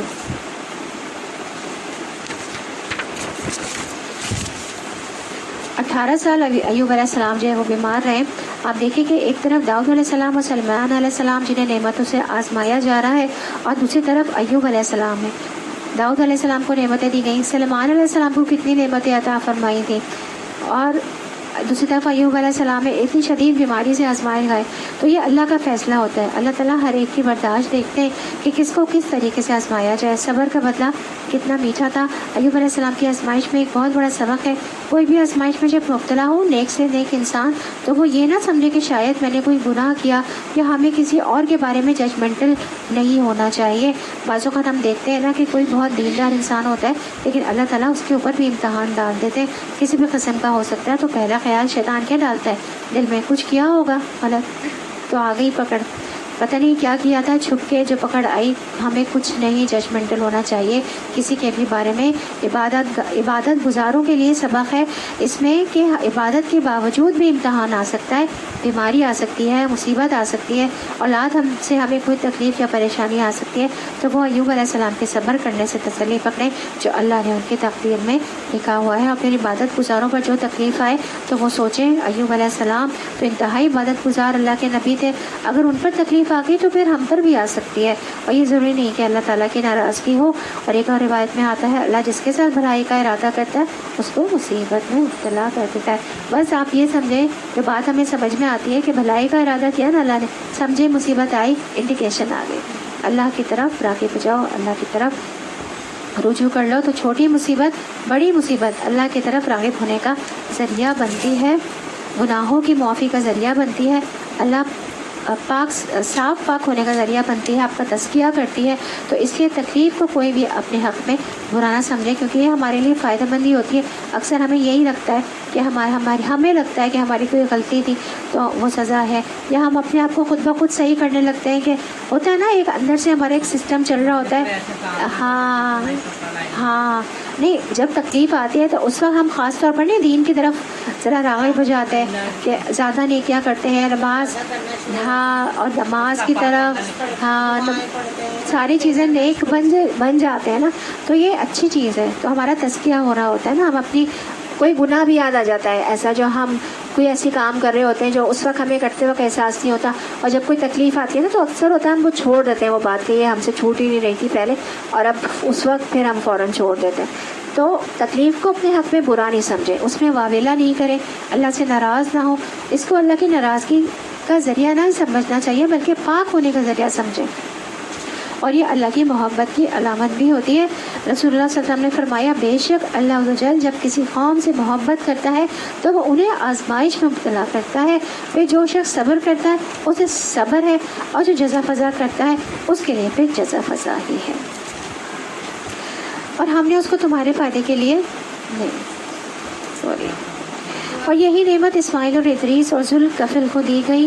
یہ سب صابر لوگ تھے اور ان کو ہم نے اپنی رحمت میں داخل کیا کہ وہ صالحوں میں سے تھے. اور مچھلی والے کو بھی ہم نے نوازا. یاد کرو جبکہ وہ بگڑ کر چلا گیا تھا اور سمجھا تھا کہ ہم اس پر گرفت نہ کریں گے. آخر کو اس نے تاریکیوں میں سے پکارا, نہیں ہے کوئی خدا مگر تو, پاک ہے تیری ذات, بے شک میں نے قصور کیا. لا الہ الا انت سبحانک انی کنت من الظالمین. ذوالنون کون ہے؟ مچھلی والے. یونس علیہ السلام اپنی رحمت میں اللہ نے داخل کیا. انہوں نے اندھیروں میں پکارا اللہ تعالیٰ کو. مچھلی کے پیٹ کا اندھیرا, وہ بھی سمندر کی تہہ میں جا کر بیٹھ گئی. وہاں کا اندھیرا, رات کا اندھیرا, بادلوں کا اندھیرا, اندھیرے پر اندھیرا. تو انہوں نے وہاں اپنے رب کو پکارا اتنی مشکل جگہ پر. کیا پکارا؟ اللہ الہ الا انت سبحانک انی کنت من الظالمین. تیرے سوا کوئی الہ نہیں, آپ پاک ہیں, میں ہی قصوروار ہوں. نبی کریم صلی اللہ علیہ وسلم نے فرمایا ذوالنون یعنی یونس علیہ السلام کی دعا جب وہ مچھلی کے پیٹ میں تھے, یعنی اللہ الہ الا انت سبحانک انی کنت من الظالمین. جب بھی کوئی مسلمان کسی بھی معاملے میں ان الفاظ کے ساتھ اپنے رب سے دعا کرے وہ دعا ضرور قبول ہوگی. یہ مسند احمد کی روایت ہے. یعنی جب آپ دعا مانگنے لگیں تو کیا کریں؟ اللہ کی تسبیح تو بیان کرتے ہی ہیں, سبحان اللہ پڑھتے ہیں, پھر وہ درود شریف پڑھتے ہیں, پھر دعا کرتے ہیں. تو اس موقع پر آپ اللہ الہ الا انت سبحانک انی کنت من الظالمین بھی پڑھ لیا کریں. تو دعائیں جو ہیں وہ کیا ہوں گی؟ قبول ہوں گی. تب ہم نے اس کی دعا قبول کی اور غم سے اس کو نجات بخشی. اور اسی طرح ہم مومنوں کو بچا لیا کرتے ہیں. اور ذکر علیہ السلام کا ذکر ہے اب کہ ان کو جب کہ اس نے اپنے رب کو پکارا, اے پروردگار مجھے اکیلے نہ چھوڑ اور بہترین وارث تو ہی ہے. ربی لا تذرنی فردا وانت خیر الوارثین. بس ہم نے اس کی دعا قبول کی اور اسے یحییٰ عطا کیا اور اس کی بیوی کو اس کے لیے درست کر دیا. یہ لوگ نیکی کے کاموں میں دوڑ دھوپ کرتے تھے اور ہمیں رغبت و خوف کے ساتھ پکارتے تھے اور ہمارے آگے جھکے ہوئے تھے. تو کیا خصوصیت بیان کی اللہ تعالیٰ نے ان کی کہ یہ لوگ نیکی کے کاموں میں دوڑ دھوپ کرتے تھے اور ہمیں رغبت اور خوف کے ساتھ پکارا کرتے تھے, شوق سے بھی اور خوف سے بھی پکارا کرتے تھے اور ہمارے آگے جھکے رہتے تھے, عاجزی سے رہتے تھے. تو کیا کہا اللہ تعالیٰ نے؟ ان کی دعائیں قبول کر لی. تو ہمیں بھی اگر ہم ان تمام چیزوں پر عمل کریں گے تو ہماری بھی دعائیں قبول ہوں گی انشاءاللہ. اور وہ خاتون جس نے اپنی عصمت کی حفاظت کی, ہمیں اس کے اندر اپنی روح سے پھونکا اور اسے اور اس کے بیٹے کو دنیا بھر کے لیے نشانی بنا دیا. کسے؟ بی بی مریم علیہ السلام کا ذکر ہے کہ تمہاری امت حقیقت میں ایک ہی امت ہے اور میں تمہارا رب ہوں, بس تم میری عبادت کرو. مگر یہ لوگوں کی کارستانی ہے کہ انہوں نے آپس میں اپنے دین کو ٹکڑے ٹکڑے کر ڈالا. سب کو ہماری طرف پلٹنا ہے. پھر جو نیک عمل کرے گا اس حال میں کہ وہ مومن ہو تو اس کے کام کی ناقدری نہ ہوگی اور اسے ہم لکھ رہے ہیں. اور ممکن نہیں ہے کہ جس بستی کو ہم نے ہلاک کر دیا ہو وہ پھر پلٹ سکے, یہاں تک کہ جب یاجوج ماجوج کھول دیے جائیں گے اور ہر بلندی سے وہ نکل پڑیں گے اور وعدہ برحق کے پورا ہونے کا وقت قریب آ لگے گا.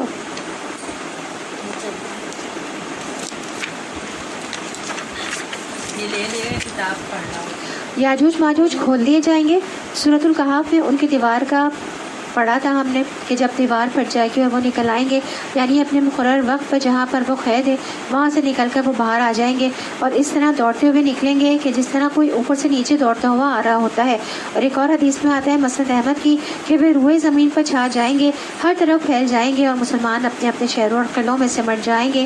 یاجوج ماجوج لوگوں کے مویشیوں کو پکڑ لیں گے, زمین کا سارا پانی پی جائیں گے, حتیٰ کہ ان میں سے کچھ لوگ ایک نہر پر سے گزریں گے تو اس کا سارا پانی پی کر خشک کر دیں گے. پھر اس کے بعد کچھ اور لوگ وہاں سے گزریں گے تو کہیں گے کہ یہاں کبھی پانی کی نہر ہوتی تھی. پھر عیسیٰ علیہ السلام اور ان کے ساتھی گڑ گڑا کر دعا کریں گے تو یاجوج ماجوج پر ان کے گردنوں میں کیڑے کا عذاب نازل کر دیا جائے گا تو وہ سب ایک انسان کے مرنے کی طرح سارے اکٹھے مر جائیں گے اور پھر زمین میں انتہائی گندگی اور بدبو پھیل جائے گی. اور اللہ تعالیٰ لمبی گردنوں والے پرندے بھیجیں گے جو اٹھا کر انہیں جہاں اللہ تعالیٰ چاہے گا وہاں پھینک دیں گے. پھر ایسی بارش بھیجے گا اللہ تعالیٰ جس سے کوئی گھر اینٹوں کا یا اون کا یا اس سے کوئی اوٹ نہیں ہوگی, یعنی ہر جگہ بارش ہوگی اور زمین کو دھو کر شیشے کی طرح صاف چھوڑ دیا جائے گا. تو یہ ماجوج قیامت سے پہلے آئیں گے زمین پر. تو یکایک ان لوگوں کے دیدے پھٹے کے پھٹے رہ جائیں گے جنہوں نے کفر کیا تھا. کہیں گے ہائے ہماری کم بختی, ہم اس چیز کی طرف سے غفلت میں پڑے ہوئے تھے بلکہ ہم قطع کار تھے. اور بے شک تم اور تمہارے وہ معبود جنہیں تم اللہ کو چھوڑ کر پوچھتے ہو جہنم کا ایندھن ہے, وہیں تم کو جانا ہے.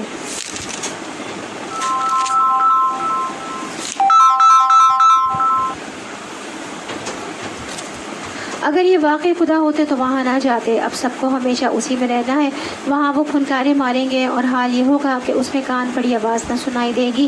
رہے وہ لوگ جن کے لیے ہماری طرف سے بھلائی کا پہلے ہی فیصلہ ہو چکا ہوگا تو وہ یقیناً اسے دور رکھے جائیں گے، اس کی سرسراہٹ تک نہ سنیں گے، اور وہ ہمیشہ ہمیشہ اپنی من بھاتی چیزوں کے درمیان رہیں گے۔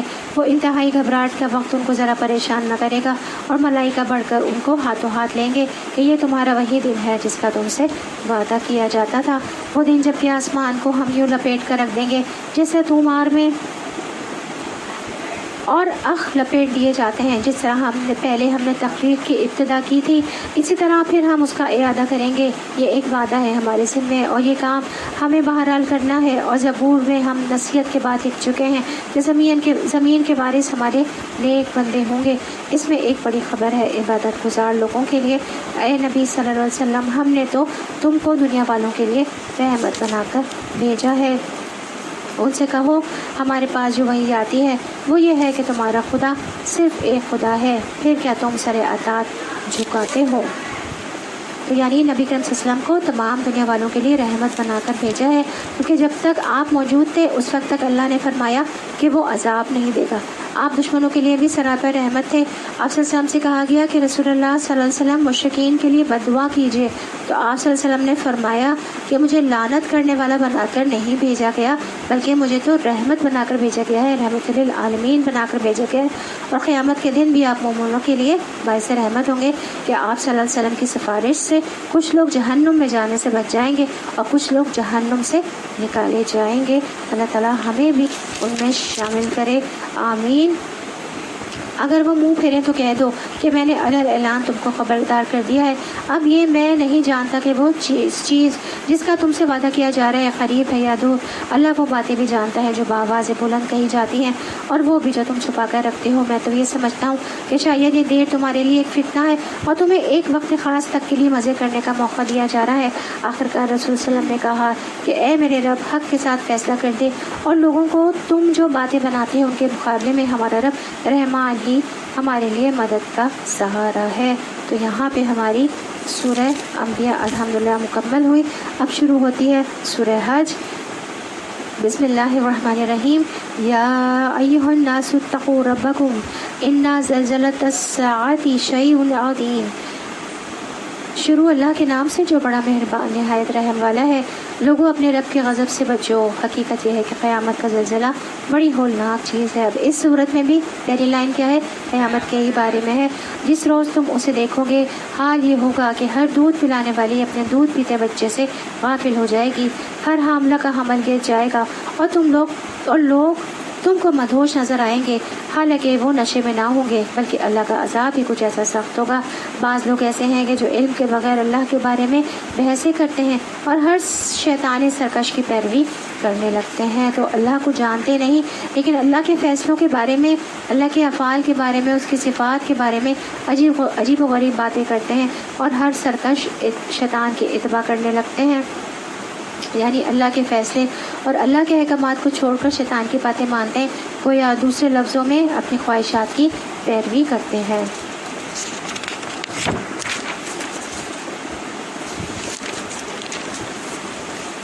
حالانکہ اس کے نصیب ہی میں یہ لکھا تھا کہ جو اس کو دوست بنائے گا اسے وہ گمراہ کر کے چھوڑے گا اور عذاب جہنم کا راستہ دکھائے گا۔ شیطان کے بارے میں بات ہو رہی ہے۔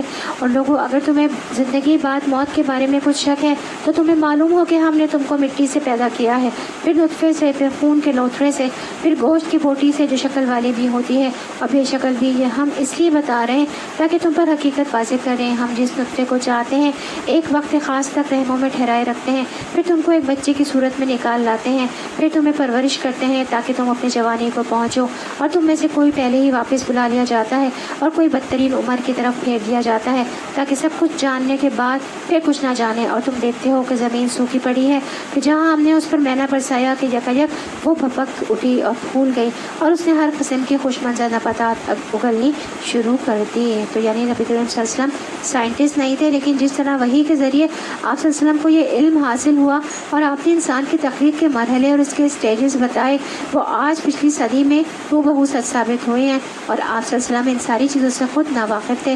اللہ نے وحی کے ذریعے آپ کو یہ علم دیا، اور اسی طرح زمین میں کس طرح پانی کی ضرورت ہوتی ہے سبزہ اگانے کے لیے، یہ بھی اللہ نے آپ کو وحی کے ذریعے بتایا۔ اگرچہ انسان اپنی آنکھوں سے دیکھتا ہے لیکن پانی کے بغیر کوئی بھی چیز زندہ نہیں رہ سکتی، تو یہ سب کچھ نبی کریم صلی اللہ علیہ وسلم کے سچے رسول ہونے کی نشانی ہے۔ ایک دفعہ آپ کی رسالت اسٹیبلش ہو جاتی ہے تو قرآن سچی کتاب ثابت ہو جاتا ہے، تو پھر اس کے بعد کا اگلا مرحلہ یہ ہوتا ہے کہ جو کچھ اس کتاب میں ہے تو انسان ان سب کو سچا مانے اور پھر اس کے مطابق اپنی زندگی کو بدل ڈالے۔ یہ سب کچھ اس وجہ سے ہے کہ اللہ ہی حق ہے اور وہ مردوں کو زندہ کرتا ہے اور وہ ہر چیز پر قادر ہے، اور یہ اس بات کی دلیل ہے کہ قیامت کی گھڑی آ کر رہے گی، اس میں کسی شک کی گنجائش نہیں، اور اللہ ضرور ان لوگوں کو اٹھائے گا جو قبروں میں جا چکے ہیں۔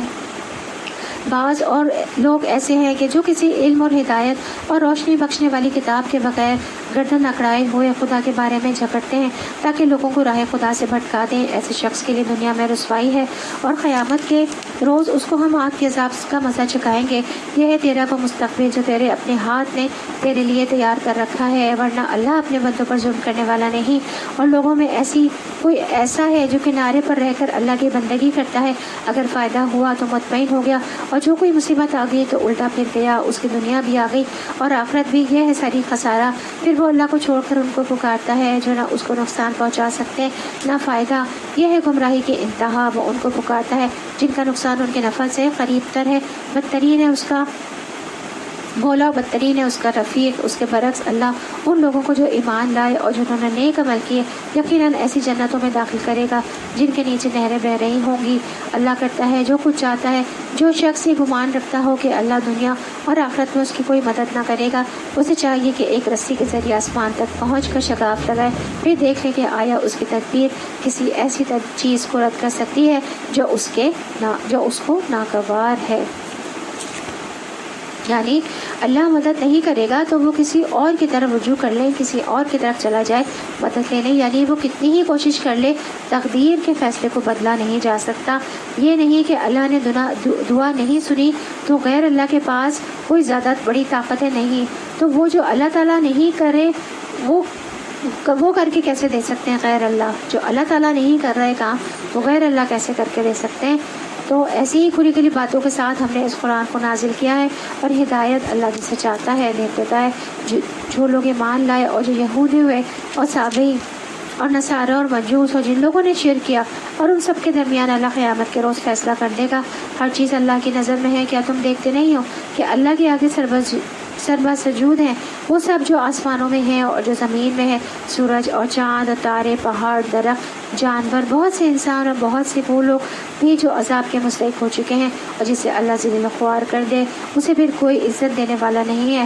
اللہ کرتا ہے جو کچھ چاہتا ہے۔ تو یہاں پر سورج، چاند، ستاروں کا ذکر بطور خاص کیا گیا کہ وہ اللہ کی تسبیح کر رہے ہیں، جس سے بتانا مقصود کیا ہے کہ وہ معبود نہیں ہے جن کو تم پوجتے ہو، کیونکہ ستارہ پرست قومیں بھی ہیں، سورج کی پوجا کرنے والی بھی ہیں، چاند کی پوجا کرنے والی بھی ہیں۔ تو یہاں پہ یہ بتا دیا گیا کہ اللہ نے ان کو پیدا کیا، اس نے انہیں تمہارے لیے مسخر کیا، وہ تو خود اپنے خالق کے حضور سجدہ ریز ہیں، تسبیح کرتے ہیں، اس لیے تم ان کے آگے سجدہ مت کرو۔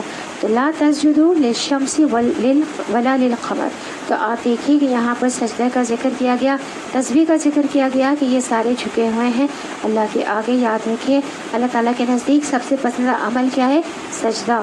تو رسول اللہ صلی اللہ علیہ وسلم کے آزاد کردہ غلام تھے صوبان، ان سے پوچھا کسی نے کہ آپ مجھے کسی ایسے عمل کے بارے میں بتائیں کہ جس کے کرنے سے اللہ مجھے جنت میں داخل کر دے۔ تو وہ کہتے ہیں کہ میں نے پھر پوچھا، جب تیسری بار پوچھا تو انہوں نے کہا میں نے رسول اللہ صلی اللہ علیہ وسلم سے اس بارے میں سوال کیا تھا، تو آپ صلی اللہ علیہ وسلم نے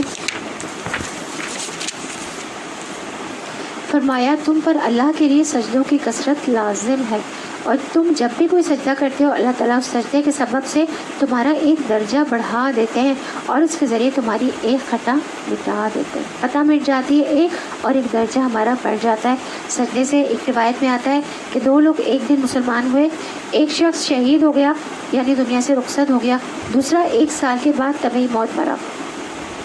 تو حضرت علی رضی اللہ عنہ نے خواب میں دیکھا کہ جو بعد میں فوت ہوا تھا نا، طبعی موت سے جو وہ مرا تھا، وہ جنت میں پہلے داخل ہو رہا ہے اس شہید سے۔ تو شہید پیچھے ہے، تو وہ بڑے پریشان ہوئے کہ ہم نے تو شہید کا درجہ تو بہت بڑا سمجھا ہوا ہے. تو وہ نبی کریم صلی اللہ علیہ وسلم کے پاس آئے اور آپ صلی اللہ علیہ وسلم سے فرمایا کہ ایسا میں نے خواب دیکھا ہے. تو تمہیں اس بات سے تعجب ہے کہ کیا تم نہیں جانتے کہ اس نے اس ایک سال میں کتنے سجدے کیے، کتنی نمازیں پڑھی، کتنے روزے رکھے اور کتنی نیکیاں کی. تو زندگی کا ہر دن جو ہے نا وہ بڑا قیمتی ہے. تو ایک سال میں دیکھیں، اب ایک مہینہ ہی آ رہا ہے ہمارے پاس، تو ہمیں سجدوں کی کثرت بھی اس میں بڑھانی ہے.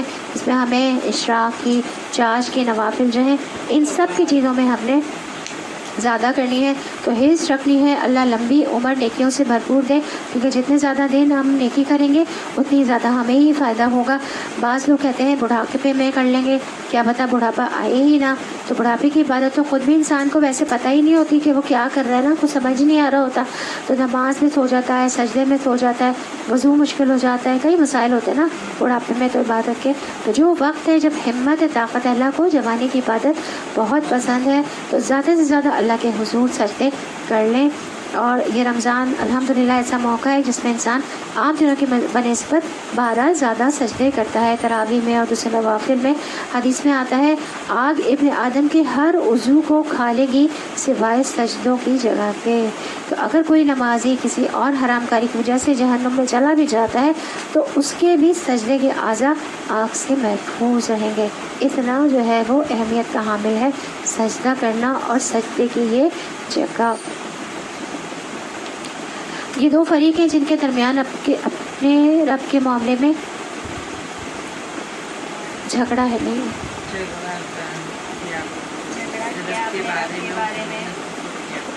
ان میں سے وہ لوگ جنہوں نے کفر کیا ان کے لیے آگ کے لباس کاٹے جا چکے ہیں اور ان کے سروں پر کھولتا ہوا پانی ڈالا جائے گا. اب یہ دو فریق بتائے، ٹھیک ہے کہ ہاں.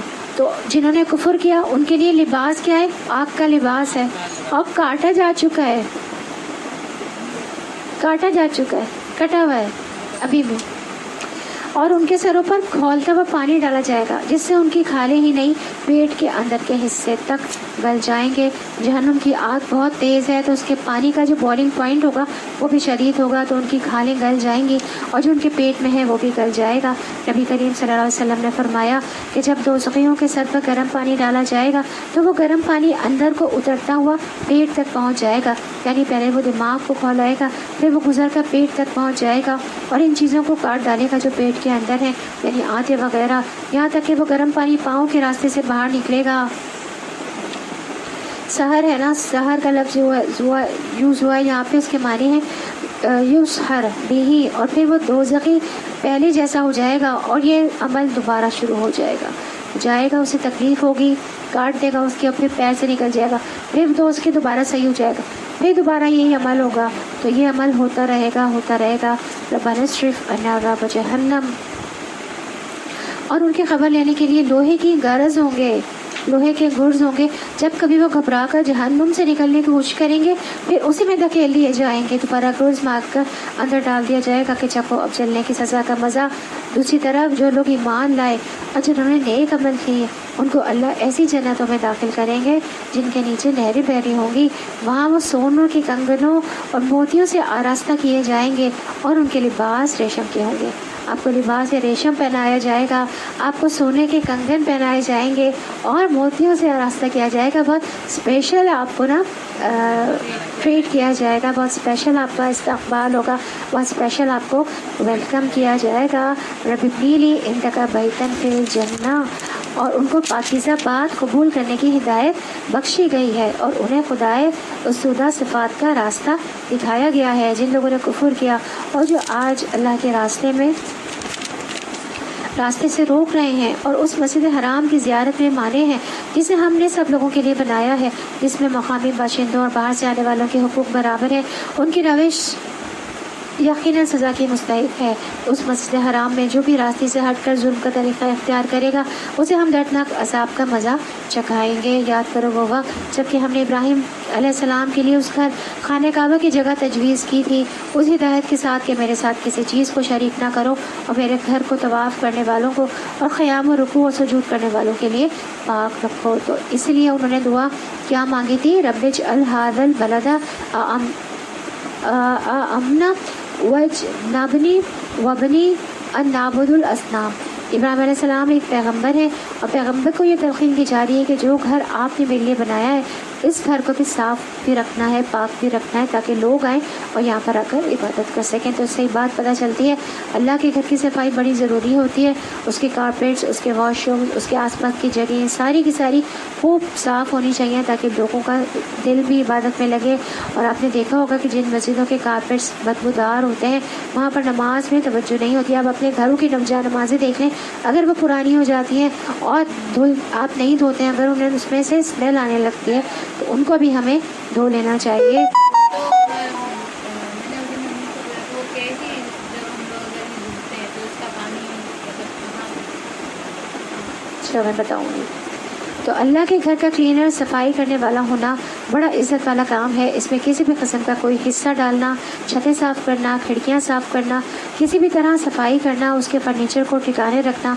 जैसे अब नमाज़ें होती हैं तो ये कुर्सियां यहाँ तो नहीं रखी जा सकती, उनको हटाने के लिए भी वॉलंटियर्स चाहिए होते हैं, तो वो भी आप अपने आप को ऑफ़र कर सकते हैं। बहरहाल कोई भी काम किसी भी किस्म का, हत्ता कि अगर कोई चीज़ टूट रही है, कोई गिर रही है, कोई ख़राब हो रही है तो उसकी दुरुस्तगी के लिए भी आगे बढ़ना और मोहब्बत से वो काम करना, ये अंबिया की सुन्नत है जिसको अल्लाह ने उस काम का ज़िम्मा दिया था। यानी सिर्फ लोगों को तालीम ही नहीं देनी बल्कि उस चीज़ का भी एहतमाम करना है और उस काम के करने वालों का क्या मर्तबा और मुकाम है।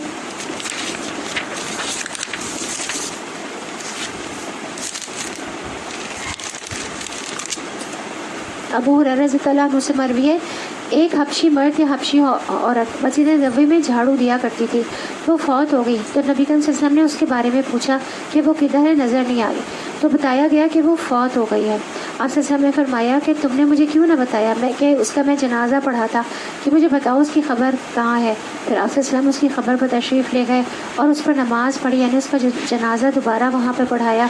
तो किसी और के बारे में आपने ऐसा सुना कि उसको इतनी इज़्ज़त बख्शी हो कि वो एक काली कलूटी औरत थी और गरीब बेसहारा सी थी जो मस्जिद नबी को साफ़ करती थी, तो उसका इतना बड़ा मकाम हो गया मरने के बाद।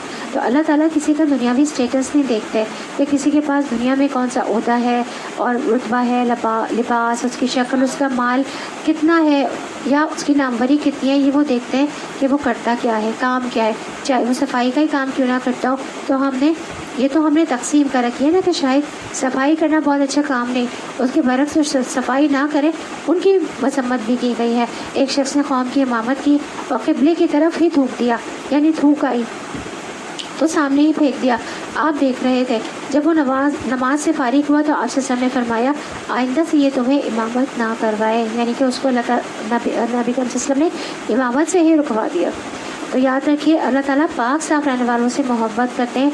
हम चाहते हैं ना कि अल्लाह हमसे मोहब्बत करे, तो बस इस सफाई का अहतमाम अपने जिस्म में, अपने लिबास में, घर में, पब्लिक प्लेसेस में, मस्जिद तो अल्लाह ताला का घर होता है, सबके लिए होता है और सबके लिए साझा होता है, सबकी जिम्मेदारी होती है। सबसे बढ़कर वो कि हम वहाँ पे अल्लाह की इबादत करते हैं जाके, और उसमें सबका ताउन सबके ऊपर लाजिम है ताकि अल्लाह ताला की मोहब्बत हासिल, उसमें कोई दिखावा या रियाकारी ना हो। बस अल्लाह की मोहब्बत में ये सब कुछ किए जाएं और लोगों को हज के लिए इज़्ने आम दे दो कि वो तुम्हारे पास हर दूर दराज मकाम से पैदल और ऊँटों पर सवार आएँ ताकि वो फ़ायदे देखें जो यहाँ उनके लिए रखे गए हैं, और चंद मुक़र्ररा दिनों में उन जानवरों पर अल्लाह का नाम ले जो उसने उन्हें बख्शे हैं, खुद भी खाएँ और तंग दस मोहताज को भी दें। फिर अपना मैल कुचल दूर करें और अपनी नज़रें पूरी कर चुके और उस कदीम घर का तवाफ़ करें। यह था तामीर काबा का मकसद, और जो कोई अल्लाह के क़ायम करदा हुर्मतों का एहतराम करे तो ये उसके रब के नज़दीक खुद ही इसलिए बेहतर है, उसी के लिए बेहतर है। और तुम्हारे लिए मवेशी जानवर हलाल किए गए माँ सिवा उन चीज़ों के जो तुम्हें बताई जा चुकी हैं। बस बुतों की गंदगी से बचो, झूठी बातों से परहेज़ करो, यकसू होकर अल्लाह के बंदे बनो और उसके साथ किसी को शरीक ना करो। और जो कोई अल्लाह के साथ शरीक करे तो गोया वो आसमान से गिर गया। अब या तो उसे परिंदे उचक ले जाएं या हवा उसको ऐसी जगह ले जा फेंक दे जहाँ उसके चीथड़े उड़ जाएं। यह है असल मामला, इसे समझ लो। और जो अल्लाह के मुकर्रर करदा शायर का एतराम करे तो ये दिलों के तक़वा में से है। तुम्हें एक वक्त मुकर्रर तक उन खुदा के जानवरों से फ़ायदा उठाने का हक़ है, फिर उनके कुर्बान करने की جگہ اسی قدیم گھر کے پاس ہے۔ ہر امت کے لیے ہم نے قربانی کا ایک قاعدہ مقرر کر دیا ہے تاکہ اس امت کے لوگ اس جانوروں پر اللہ کا نام لیں جو اس نے ان کو بخشے ہیں۔ ان مختلف طریقوں کے اندر مقصد ایک ہی ہے، بس تمہارا خدا ایک ہی ہے اور اسی کے تم مطیع فرما ہو۔ اور اے نبی بشارت دے دو عاجزانہ روش اختیار کرنے والوں کو جن کا حال یہ ہے کہ اللہ کا ذکر سنتے ہیں تو ان کے دل کانپ اٹھتے ہیں، جو مصیبت بھی ان پر آتی ہے اس پر صبر کرتے ہیں، نماز قائم کرتے ہیں اور جو کچھ رزق ہم نے ان کو دیا ہے اس میں سے خرچ کرتے ہیں۔ تو یاد رکھیے اللہ سے ڈرنے والے لوگ، ان کی 4 صفات بیان ہوئی ہیں۔ اللہ کے ذکر کے وقت دلوں کو کانپ اٹھنا، اللہ کے راستے میں پہنچنے والی تکلیفوں پر صبر کرنا، نماز قائم کرنا اور مال خرچ کرنا۔ تو ہمیں بھی اپنے دلوں کا جائزہ لینا چاہیے کہ ہم اللہ سے ڈرنے والا دل رکھتے ہیں یا نہیں، مصیبت پہنچنے پر اللہ سے ناراض ہوتے ہیں یا غلط باتیں منہ سے نہیں نکالتے، ہمارا رویہ کیا ہوتا ہے۔ اور قربانی کے اونٹوں کو ہم نے تمہارے لیے شاعر اللہ میں شامل کیا ہے، تمہارے لیے ان میں بھلائی ہے، بس انہیں کھڑا کر کے ان پر اللہ کا نام لو، اور جب قربانی کے بعد ان کی پیٹھیں زمین پر ٹک جائیں تو ان میں سے خود بھی کھاؤ اور ان کو بھی کھلاؤ جو قناعت کیے بیٹھے ہیں، اور ان کو بھی جو اپنی حاجت پیش کریں۔ ان جانوروں کو ہم نے اس طرح تمہارے لیے مسخر کیا ہے تاکہ تم شکریہ ادا کرو۔ نہ ان کے گوشت اللہ کو پہنچتے ہیں نہ خون، مگر اسے تمہارا تقویٰ پہنچتا ہے۔ اس نے ان کو تمہارے لیے اس طرح مسخر کیا ہے تاکہ اس کی بخشی ہوئی ہدایت پر تم اس کی تدبیر کرو۔ اور اے نبی صلی اللہ علیہ وسلم بشارت دے دو نیکوکار لوگوں کو، یقیناً اللہ مدافعت کرتا ہے ان لوگوں کی طرف سے جو ایمان لائے۔ یقیناً اللہ کسی خائن کافر نعمت کو پسند نہیں کرتا۔ اجازت دے دی گئی ہے ان لوگوں کو جن کے خلاف جنگ کی جا رہی ہے کیونکہ وہ مظلوم ہیں، اور اللہ یقیناً ان کی مدد پر قادر ہے۔ یہ وہ لوگ ہیں جو اپنے گھروں سے ناحق نکال دیے گئے صرف اس قصور پر کہ وہ کہتے تھے اللہ ہمارا رب اللہ ہے۔ اگر اللہ لوگوں کو ایک دوسرے کے ذریعے دفع نہ کرتا رہے تو خانقاہیں اور گرجا اور مسجدیں جن میں اللہ کا کثرت سے نام لیا جاتا ہے سب مسمار کر ڈالی جائیں۔ اللہ ضرور ان لوگوں کی مدد کرے گا جو اس کی مدد کریں گے۔ اللہ بڑا طاقتور اور زبردست ہے۔ کتنی بڑی بات ہے نا یہ جو کہی، وَلَا يَنْصُرَنَّ اللَّهَ مَن يَنْصُرُهُ إِنَّ اللَّهَ قَوِيٌّ عَزِيزٌ، کہ اللہ ضرور ان لوگوں کی مدد کرے گا جو اس کی مدد کریں گے، دنیا میں بھی مدد کرے گا اور آخرت میں بھی۔ اللہ کی مدد سے کیا مراد ہے؟ اللہ کے دین کی مدد کرنا، اللہ کے دین کو آگے پھیلانا۔ یہ وہ لوگ ہیں جنہیں اگر ہم زمین میں اقتدار بخشیں تو وہ نماز قائم کریں، زکوٰۃ دیں، نیکی کا حکم دیں اور برائی سے منع کریں، اور تمام معاملات کا انجام کر اللہ کے ہاتھ میں ہے۔ اے نبی صلی اللہ علیہ وسلم اگر وہ یعنی کفار تمہیں جھٹلاتے ہیں تو ان سے پہلے قوم نوح، عاد، سمود اور قوم ابراہیم، قوم لوط اور اہل مدین بھی جھٹلا چکے ہیں، اور موسیٰ علیہ السلام بھی جھٹلائے جا چکے ہیں۔ ان سب منکرین حق کو میں نے پہلے مہلت دی پھر پکڑ لیا۔ اب دیکھ لو میری عقوبت کیسی تھی۔ کیسی خطا کار بستیاں ہیں جن کو ہم نے تباہ کیا ہے اور آج وہ اپنی چھتوں پر الٹی پڑی ہیں۔ کتنے ہی کنویں بیکار اور کتنے ہی فصل کھنڈر بنے ہوئے، کیا یہ لوگ زمین میں چلے پھرے نہیں کہ ان کے دل سمجھنے والے اور ان کے کان سننے والے ہوتے؟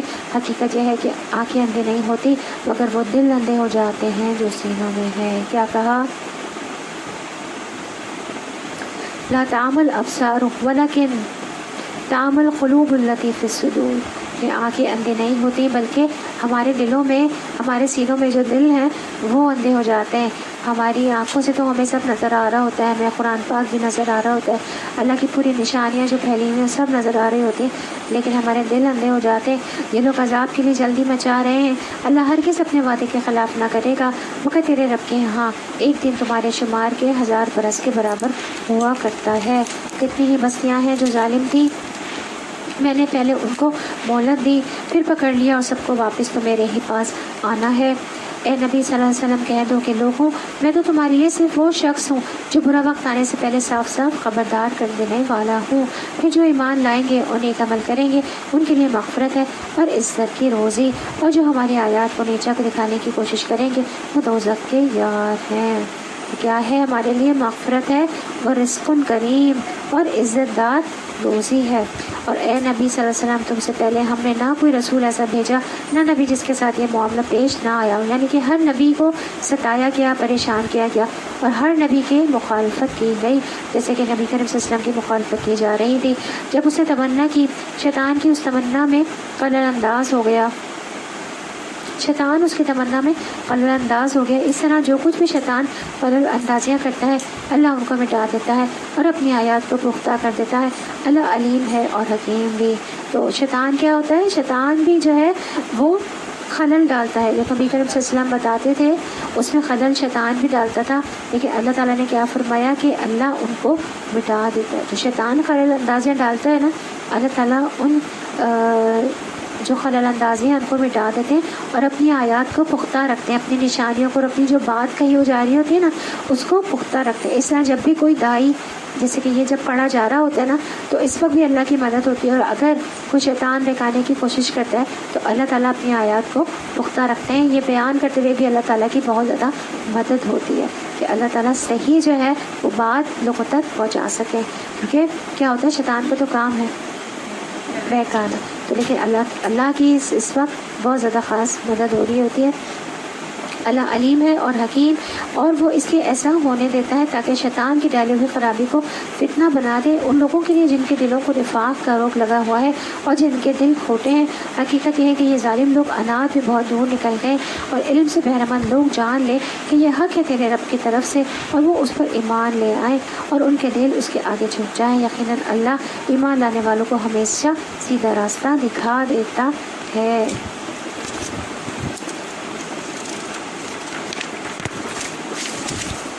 تو دلوں کی تین بڑی قسمیں ہیں، ایک سخت دل ہے، ایک بیمار دل ہے، اور ایک ایمان والا عاجزی دل ہے۔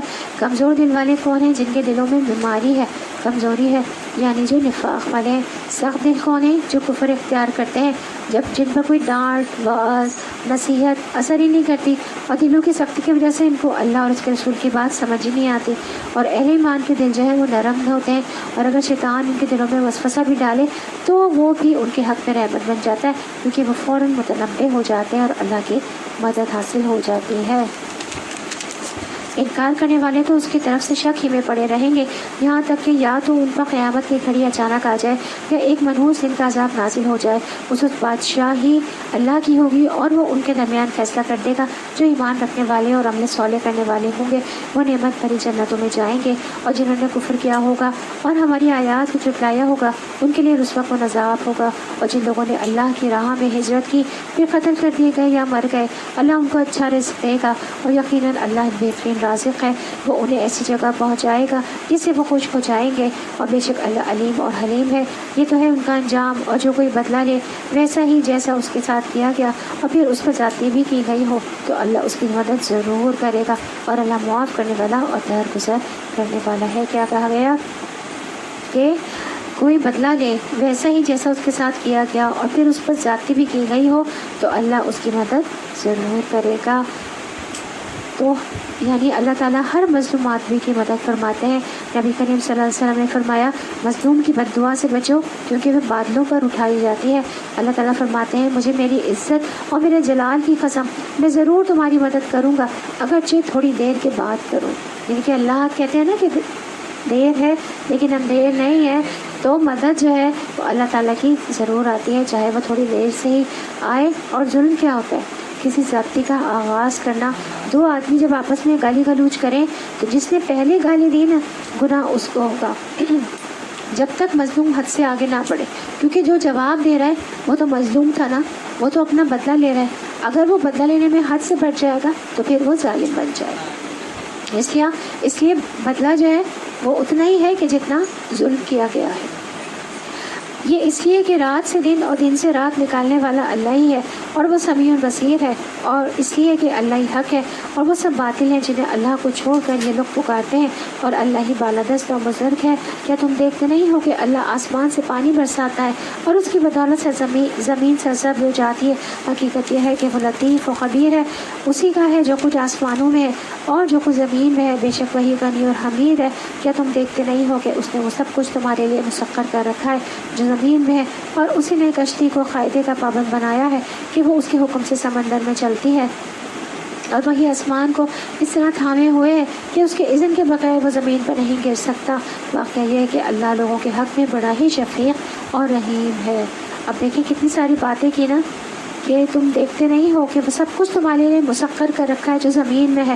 ہم کتنی نباتات اور کتنی چیزیں جو ہیں اس میں سے نکال کے کھاتے ہیں. زمین میں سے کیا کیا نہیں نکلتا, سبزیاں, پھل, درخت, پودے, ہر جڑی بوٹی, ہر سبزی, ہر پھل, اناج جو روٹی کھاتے ہیں گندم بھی یہیں سے نکلتا ہے, چاول, دالیں, سب کچھ یہیں سے نکل رہا ہوتا ہے. لوہا, معدنیات, اور جو ہم یہ فرنیچر یوز کرتے ہیں لکڑی درختوں سے بنتی, درخت بھی زمین سے نکلتا ہے. میٹل, ہر چیز تو زمین کے دھاتیں ساری زمین سے نکل. تو کتنا خزانہ ہے جو اللہ تعالیٰ نے زمین کے اندر رکھا ہے. پھر کیا بات کی اللہ نے کہ ہم نے کشتی سفر ہوتے ہیں آج بھی آپ دیکھیں, جو بڑے بڑے سامان ہیں جو جہازوں پہ, ایئر پلینس پہ نہیں لے جائے جا سکتے, وہ بڑے بڑے شپس پر ایک جگہ سے دوسری جگہ لائے جاتے ہیں. کتنی ساری چیزیں ہیں جو کہ امپورٹ ہوتی ہیں, کتنی چیزیں جو ایکسپورٹ ہوتی ہیں. بہت ساری ایسی چیزیں جو کہ ہم نہیں ہمارے پاس ہیں, وہ ساری دوسرے ملکوں سے یہاں پہ لائی جاتی ہیں اور ہم ان کو آرام سے استعمال کر سکتے ہیں. بہت ساری چیزیں جو ہمارے ملک میں موجود ہوتی ہیں, اگتی ہیں, وہ یہاں سے دوسری جگہ لے جائی جاتی ہیں. کس طرح سے؟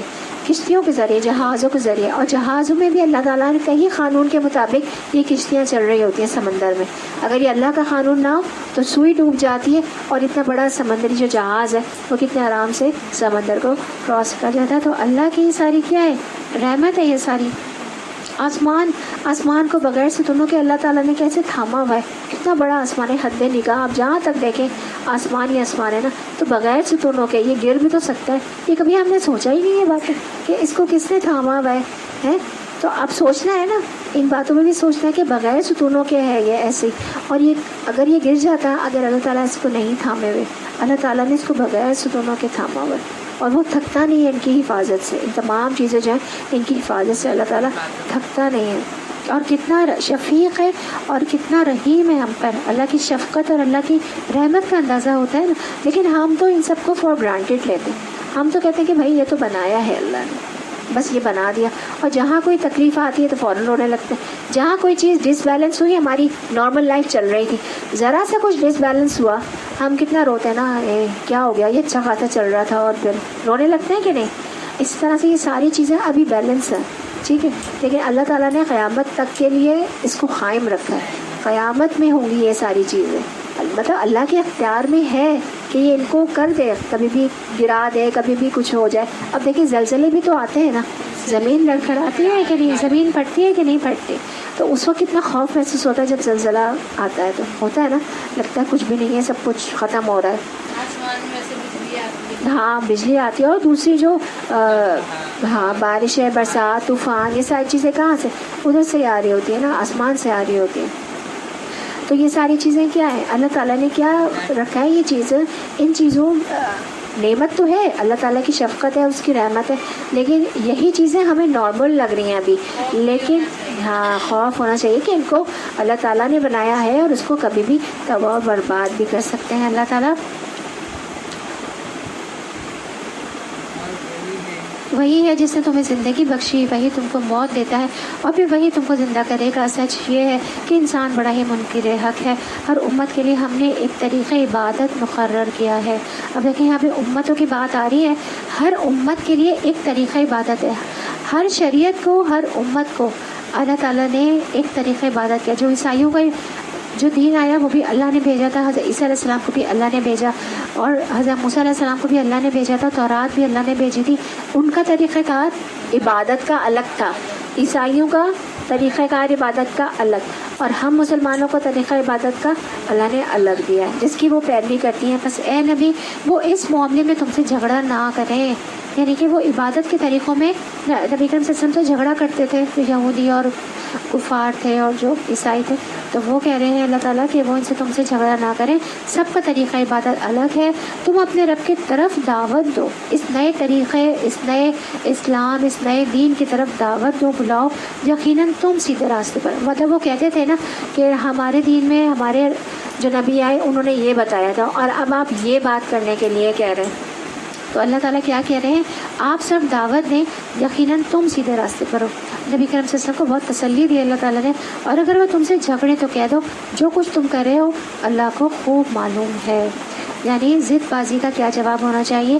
یہاں ایک بڑا اچھا ادب بیان کیا گیا ہے جو اللہ تعالیٰ اپنے بندوں کو سکھاتے ہیں کہ جب کوئی شخص ضد کرے, بحث کرے, جھگڑے, دین میں الجھے, بحث کرے, اس کو جواب نہ دیا جائے, نہ مناظرہ کیا جائے, اور کیا کہا جائے کہ جو اللہ تعالیٰ نے اپنے نبی کو سکھایا فَقُلْ اللَّهُ عَالِمُ بِمَا تَعْلَمُونَ, تو بس کہہ دیجئے جو تم سے جھگڑا کرے, جو کچھ تم کر رہے ہو اللہ کو خوب معلوم ہے. اللہ قیامت کے روز تمہارے درمیان ان سب باتوں کا فیصلہ کر دے گا جن میں تم اختلاف کرتے رہے ہو.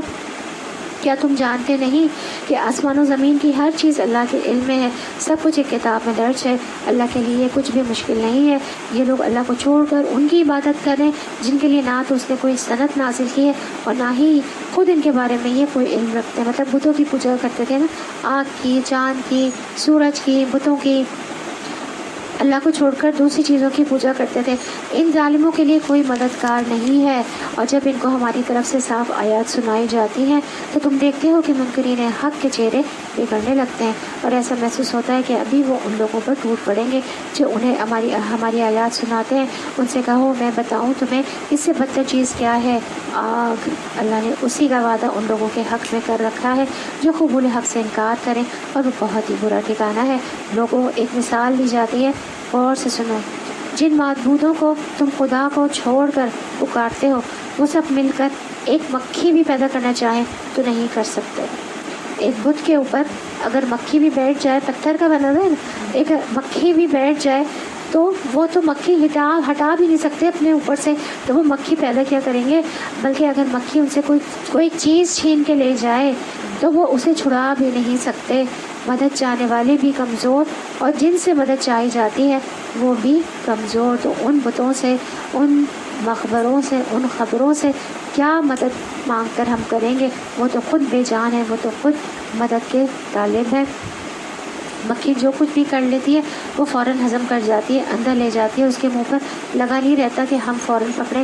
یعنی جو لوگ غیر اللہ سے مدد مانگتے ہیں وہ انتہائی کمزور ہیں, اور بت اور جو معبود ہیں وہ بھی انتہائی کمزور ہیں. لہٰذا ان کی مدد کہاں سے ہوگی, کیونکہ ان کے پاس تو کوئی طاقت ہی نہیں ہے. اتنے کمزور ہیں کہ سارے مل جائیں اور مل کے اگر اتنی سی چیز بھی بنانا چاہیں تو نہیں بنا سکتے. جو ایک مکھی نہیں بنا سکتا تو آپ کا بڑے سے بڑی مشکل کا کام کیسے کرے گا؟ سوچنے کی بات ہے. یعنی آپ کسی کے پاس جاتے ہیں مشکل وقت میں, جس کو آپ اپنے سے زیادہ طاقتور اور قابل سمجھتے ہیں, آپ سمجھتے ہیں کہ وہ آپ کی مدد کر دے گا, آپ بے بس ہو چکے ہیں, اب وہ آپ کو سپورٹ کر دے گا.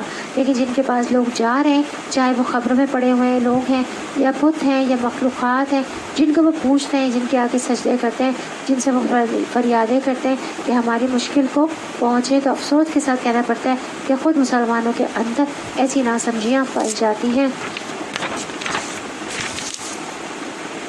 اللہ تعالیٰ کا یہ چیلنج آپ سنیں تو ذرا کہ اگر وہ سب بھی اکٹھے ہو جائیں تو ایک مکھی بھی نہیں بنا سکتے. ہمیں اولاد کہاں سے دیں گے, تمہارے رزق کا بندوبست کہاں سے کریں گے, تمہاری بیویاں کہاں سے درست کریں گے, وہ تو کچھ بھی نہیں کر سکتے. ان لوگوں نے اللہ کی قدر ہی نہ پہچانی جیسا کہ اس کے پہچاننے کا حق ہے. واقعہ یہ ہے قوت اور عزت والا تو اللہ ہی ہے. حقیقت یہ ہے کہ اللہ اپنے فرامین کی ترسیل کے لیے ملائکہ میں سے بھی پیغام رساں منتخب کرتا ہے اور انسانوں میں سے بھی, اور وہ سمیع اور بصیر ہے. فرشتوں میں سے اللہ نے جبرائیل علیہ السلام کو چنا اور انسانوں میں سے اللہ نے دیگر انبیاء کے ساتھ ساتھ محمد صلی اللہ علیہ وسلم کو چنا. عبداللہ بن مسعود رضی اللہ عنہ کہتے ہیں بے شک اللہ نے بندوں کے دلوں پر نظر فرمائی اور بندوں کے دلوں میں خلق محمد صلی اللہ علیہ وسلم کو سب سے بہتر پایا, تو اس لیے اللہ نے ان کو اپنے لیے منتخب کر لیا اور انہیں پیغمبری کا شرف عطا کر کے مبعوث فرمایا. پھر خلق محمد کے بعد بندوں کے دلوں پر نظر فرمائی تو آپ صلی اللہ علیہ وسلم کے صحابہ کے دلوں کو بندوں کے دلوں میں سب سے بہتر پایا, چنانچہ اللہ نے ان کو اپنے نبی کا وزیر بنا دیا. سبحان اللہ. اور جو کچھ لوگوں کے سامنے ہے اسے بھی وہ جانتا ہے, اور جو کچھ ان سے اجل ہے اس سے بھی وہ واقف ہے, اور سارے معاملات اللہ کی طرف رجوع ہوتے ہیں. اے لوگوں جو ایمان لائے ہو, رکوع اور سجدہ کرو اور اپنے رب کی بندگی کرو اور نیک کام کرو. اسی سے توقع کی جا سکتی ہے کہ تم کو فلاح نصیب ہو. اللہ کی راہ میں جہاد کرو جیسا کہ جہاد کرنے کا حق ہے, اور اس نے تمہیں اپنے کام کے لیے چن لیا ہے اور دین میں تم پر کوئی تنگی نہیں رکھی ہے.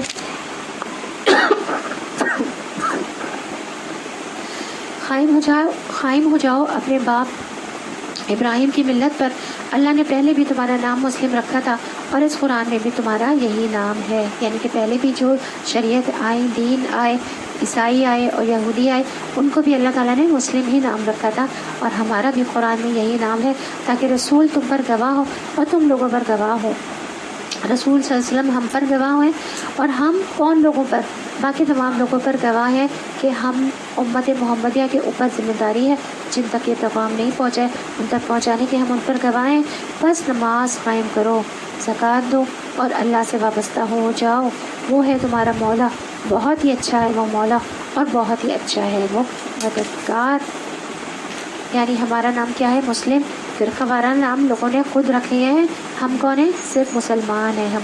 تو یاد رکھیے، انسان سب کچھ ہوتے ہوئے بھی اگر اپنے آپ کو اللہ کے دین کے لیے خالص نہیں کرتا ہے تو خسارے میں ہے۔ اس لیے آتا ہے کہ اللہ کی راہ میں ایسے کوشش کرو، ایسے محنت کرو، ایسے جہاد کرو جیسے حق ہے کرنے کا۔ حق کیسے ادا ہوتا ہے؟ حق تو ادا نہیں ہو سکتا، لیکن اخلاص کے بغیر کوششیں بیکار ہیں۔ یعنی صرف اوپر کی بھاگ دوڑ نہیں، اخلاص کے ساتھ بھاگ دوڑ، اللہ کے دین کی خدمت، اس کے لیے محنت، چھوٹا سا ہی کیوں نہ ہو کام، چاہے مسجد کا جھاڑو ہی کیوں نہ ہو، چاہے پیسے گن کر بینک میں جمع کرانے ہی کیوں نہ ہو، چاہے کرسی پر بیٹھ کر پڑھانا ہی کیوں نہ ہو، چاہے لوگوں کو بلانا ہی کیوں نہ ہو، یعنی کسی بھی طرح خالصتاً جب اللہ کی رضا کے لیے انسان اللہ کے دین کی مدد کرتا ہے، اس کا وعدہ ہے کہ اللہ ضرور ان کی مدد کرے گا۔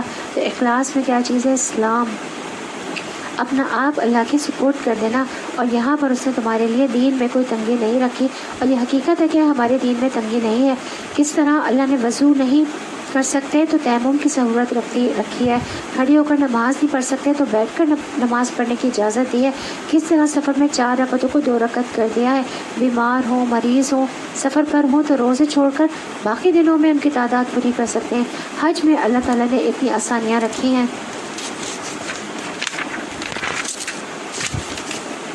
رسول اللہ صلی اللہ علیہ وسلم حج میں مینا میں ٹھہرے ہوئے تھے تاکہ لوگ آپ سے مسائل پوچھ سکیں۔ ایک شخص آیا اور اس نے کہا مجھے خیال نہیں رہا، میں نے ذبح سے پہلے سر منڈا لیا، تو آپ نے کہا کوئی بات نہیں، اب ذبح کر لو۔ دوسرا آیا، اس نے کہا میں نے لا علمی میں کنکریاں مارنے سے پہلے قربانی کر لی، تو آپ نے فرمایا کوئی حرج نہیں، اب رمی کر لو۔ تو نبی کریم صلی اللہ علیہ وسلم سے جس چیز کا سوال بھی کرتے، جس کے آگے پیچھے کرنی ہوتی تھی، تو آپ یہی فرماتے کوئی حرج نہیں، اب کر لو، تمہارے لیے دین میں تنگی نہیں رکھی ہے۔ وَمَا جَعَلَ عَلَيْكُمْ فِي الدِّينِ مِنْ حَرَجٍ، تم اللہ کے لیے خالص ہو کے وہ کر رہے ہو جو تمہیں کرنا چاہیے۔ تم روزوں کی گنتی پوری کر لو، نمازوں کی گنتی پوری کرو، مناسک حج کی گنتی پوری کرو، کرنے کے کام کرو، لیکن اس میں سہولت بھی دی گئی ہے۔ پھر اسی طرح سے صدقے میں بھی آپ دیکھیں کتنے مواقع ہیں، کتنی ورائٹی ہے۔ جس وقت جہاں جو موقع ہو وہاں انسان اس کے مطابق کرتا رہے۔ پھر جس کے پاس مال نہیں ہے، کیونکہ پھر انسان کے اندر وہ آتا ہے نا کہ پھر میرے پاس تو کچھ بھی دینے کے لیے نہیں ہے، پیسے نہیں ہے، تو میں کیا کروں؟ ہر تسبیح صدقہ ہے، ہر تکبیر اللہ اکبر صدقہ ہے، ہر تحمید صدقہ ہے، ہر تحلیل صدقہ ہے، یعنی لا الہ الا اللہ پڑھنا صدقہ ہے۔ نیکی کا حکم دینا اور برائی سے منع کرنا بھی صدقہ ہے، یعنی لوگوں کو دین کی طرف بلانا، یہ بھی صدقہ ہے۔ کبھی آپ سے کوئی فرمائش کر دیتا ہے کہ مجھے یہ چیز بنا کر دے دیں، کسی کی خوشی کی خاطر ہم اپنا آرام قربان کر دیتے ہیں، اور یہ بھی صدقہ ہوتا ہے۔ تو یہ سب صدقات جب انسان اللہ کے لیے کرتا ہے، بڑے سے بڑا کام، چھوٹے سے چھوٹا کام، اللہ سبحانہ وتعالیٰ ہمارے دل دیکھتا ہے، ہمارے عمل کو دیکھتا ہے کہ وہ کیسے کیا گیا۔ پھر اسی طرح طہارت کے مسائل میں بھی آسانی ہے۔ عبداللہ بن ابی قیس کہتے ہیں میں نے عائشہ رضی اللہ عنہا سے سوال کیا وطر کے بارے میں، پھر آگے حدیث بیان کی۔ میں نے پوچھا آپ جنابت کی صورت میں کیا کرتے تھے؟ کیا سونے سے پہلے غسل فرماتے یا غسل سے پہلے سوتے؟ تو انہوں نے جواب دیا آپ یہ سب کر لیتے، کبھی نہا کر سوتے، کبھی وضو کر کے سو جاتے۔ میں نے کہا اللہ کا شکر ہے جس نے دین کے معاملے میں بھی وسعت رکھی ہے، یعنی کام کرنے کے بتا دیے، پھر ٹائم بھی ایک مقرر ہے۔ مثال کے طور پر آپ دیکھیں نماز کا ٹائم، ہر 2 نمازوں کے بیچ میں کم از کم ایوریج 1.5 گھنٹے کا وقفہ تو ہوتا ہی ہے، مغرب و عشاء کے بیچ میں یا عصر و مغرب کے بیچ میں۔ تو یہاں تو ابھی دن ہمارے لمبے ہیں تو وقت زیادہ مل جاتا ہے، یعنی اس میں کافی کھلا وقت ہوتا ہے نماز ادا کرنے کا، اسی طرح باقی کام کرنے کا بھی۔ تو سال میں ایک دفعہ ہی ہمیں زکوٰۃ دینی ہوتی ہے، پورا سال جو آ رہا ہے تو یہ جا رہا ہے، کوئی زکوٰۃ نہیں، لاکھوں آئے لاکھوں گئے، کوئی زکوٰۃ نہیں۔ اگر سال کے آخر میں کچھ نہیں بچا، کتنی سہولت ہے ہمارے لیے۔ ہاں اگر جمع کر کے رکھتے ہیں تو پھر ہمارے لیے ہی نہیں ہے سب کچھ، اس میں اوروں کا بھی حصہ ہے۔ تو ہمارے دین میں بڑی وسعت ہے، بڑی خوبصورتی ہے، اس کو پڑھنے سمجھنے اور اس پر عمل کرنے کی ضرورت ہے۔ تو یہاں پہ الحمدللہ ہماری سورہ حج بھی مکمل ہوئی اور ہمارا پارہ نمبر 17 اقتربت للناس وہ بھی مکمل ہوا الحمدللہ۔ دعا کر لیتے ہیں۔ سبحانك اللهم وبحمدك أشهد أن لا إله إلا أنت أستغفرك وأتوب إليك. بسم الله الرحمن الرحيم. الحمد لله رب العالمين الرحمن الرحيم مالك يوم الدين إياك نعبد وإياك نستعين اهدنا الصراط المستقيم صراط الذين أنعمت عليهم غير المغضوب عليهم ولا الضالين آمين. اللهم صل على محمد وعلى آل محمد. أستغفر الله العظيم الذي لا إله إلا هو الحي القيوم وأتوب إليه. ربنا آتنا في الدنيا حسنة وفي الآخرة حسنة وقنا عذاب النار.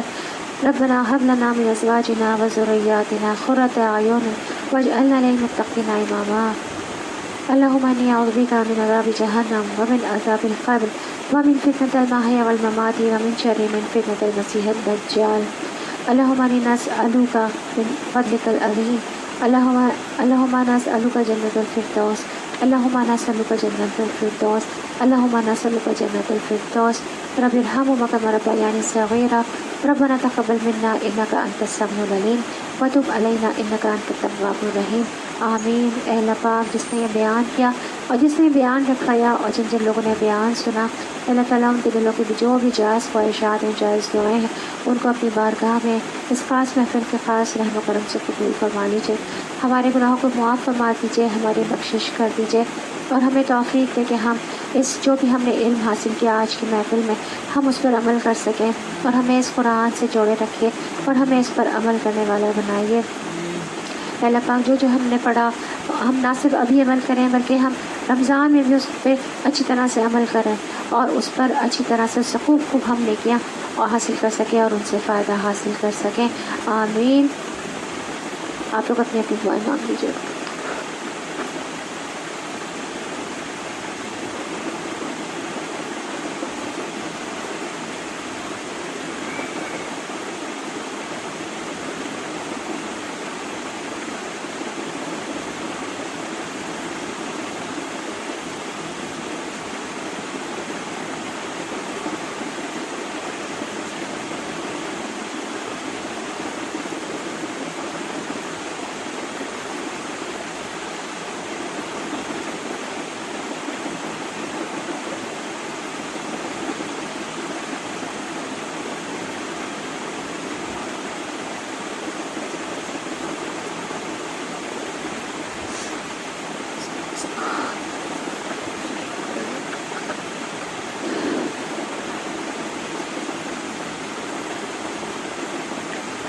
سبحان ربک رب العزة عما یصفون وسلام علی المرسلین والحمد للہ رب العالمین. السلام علیکم ورحمۃ اللہ وبرکاتہ.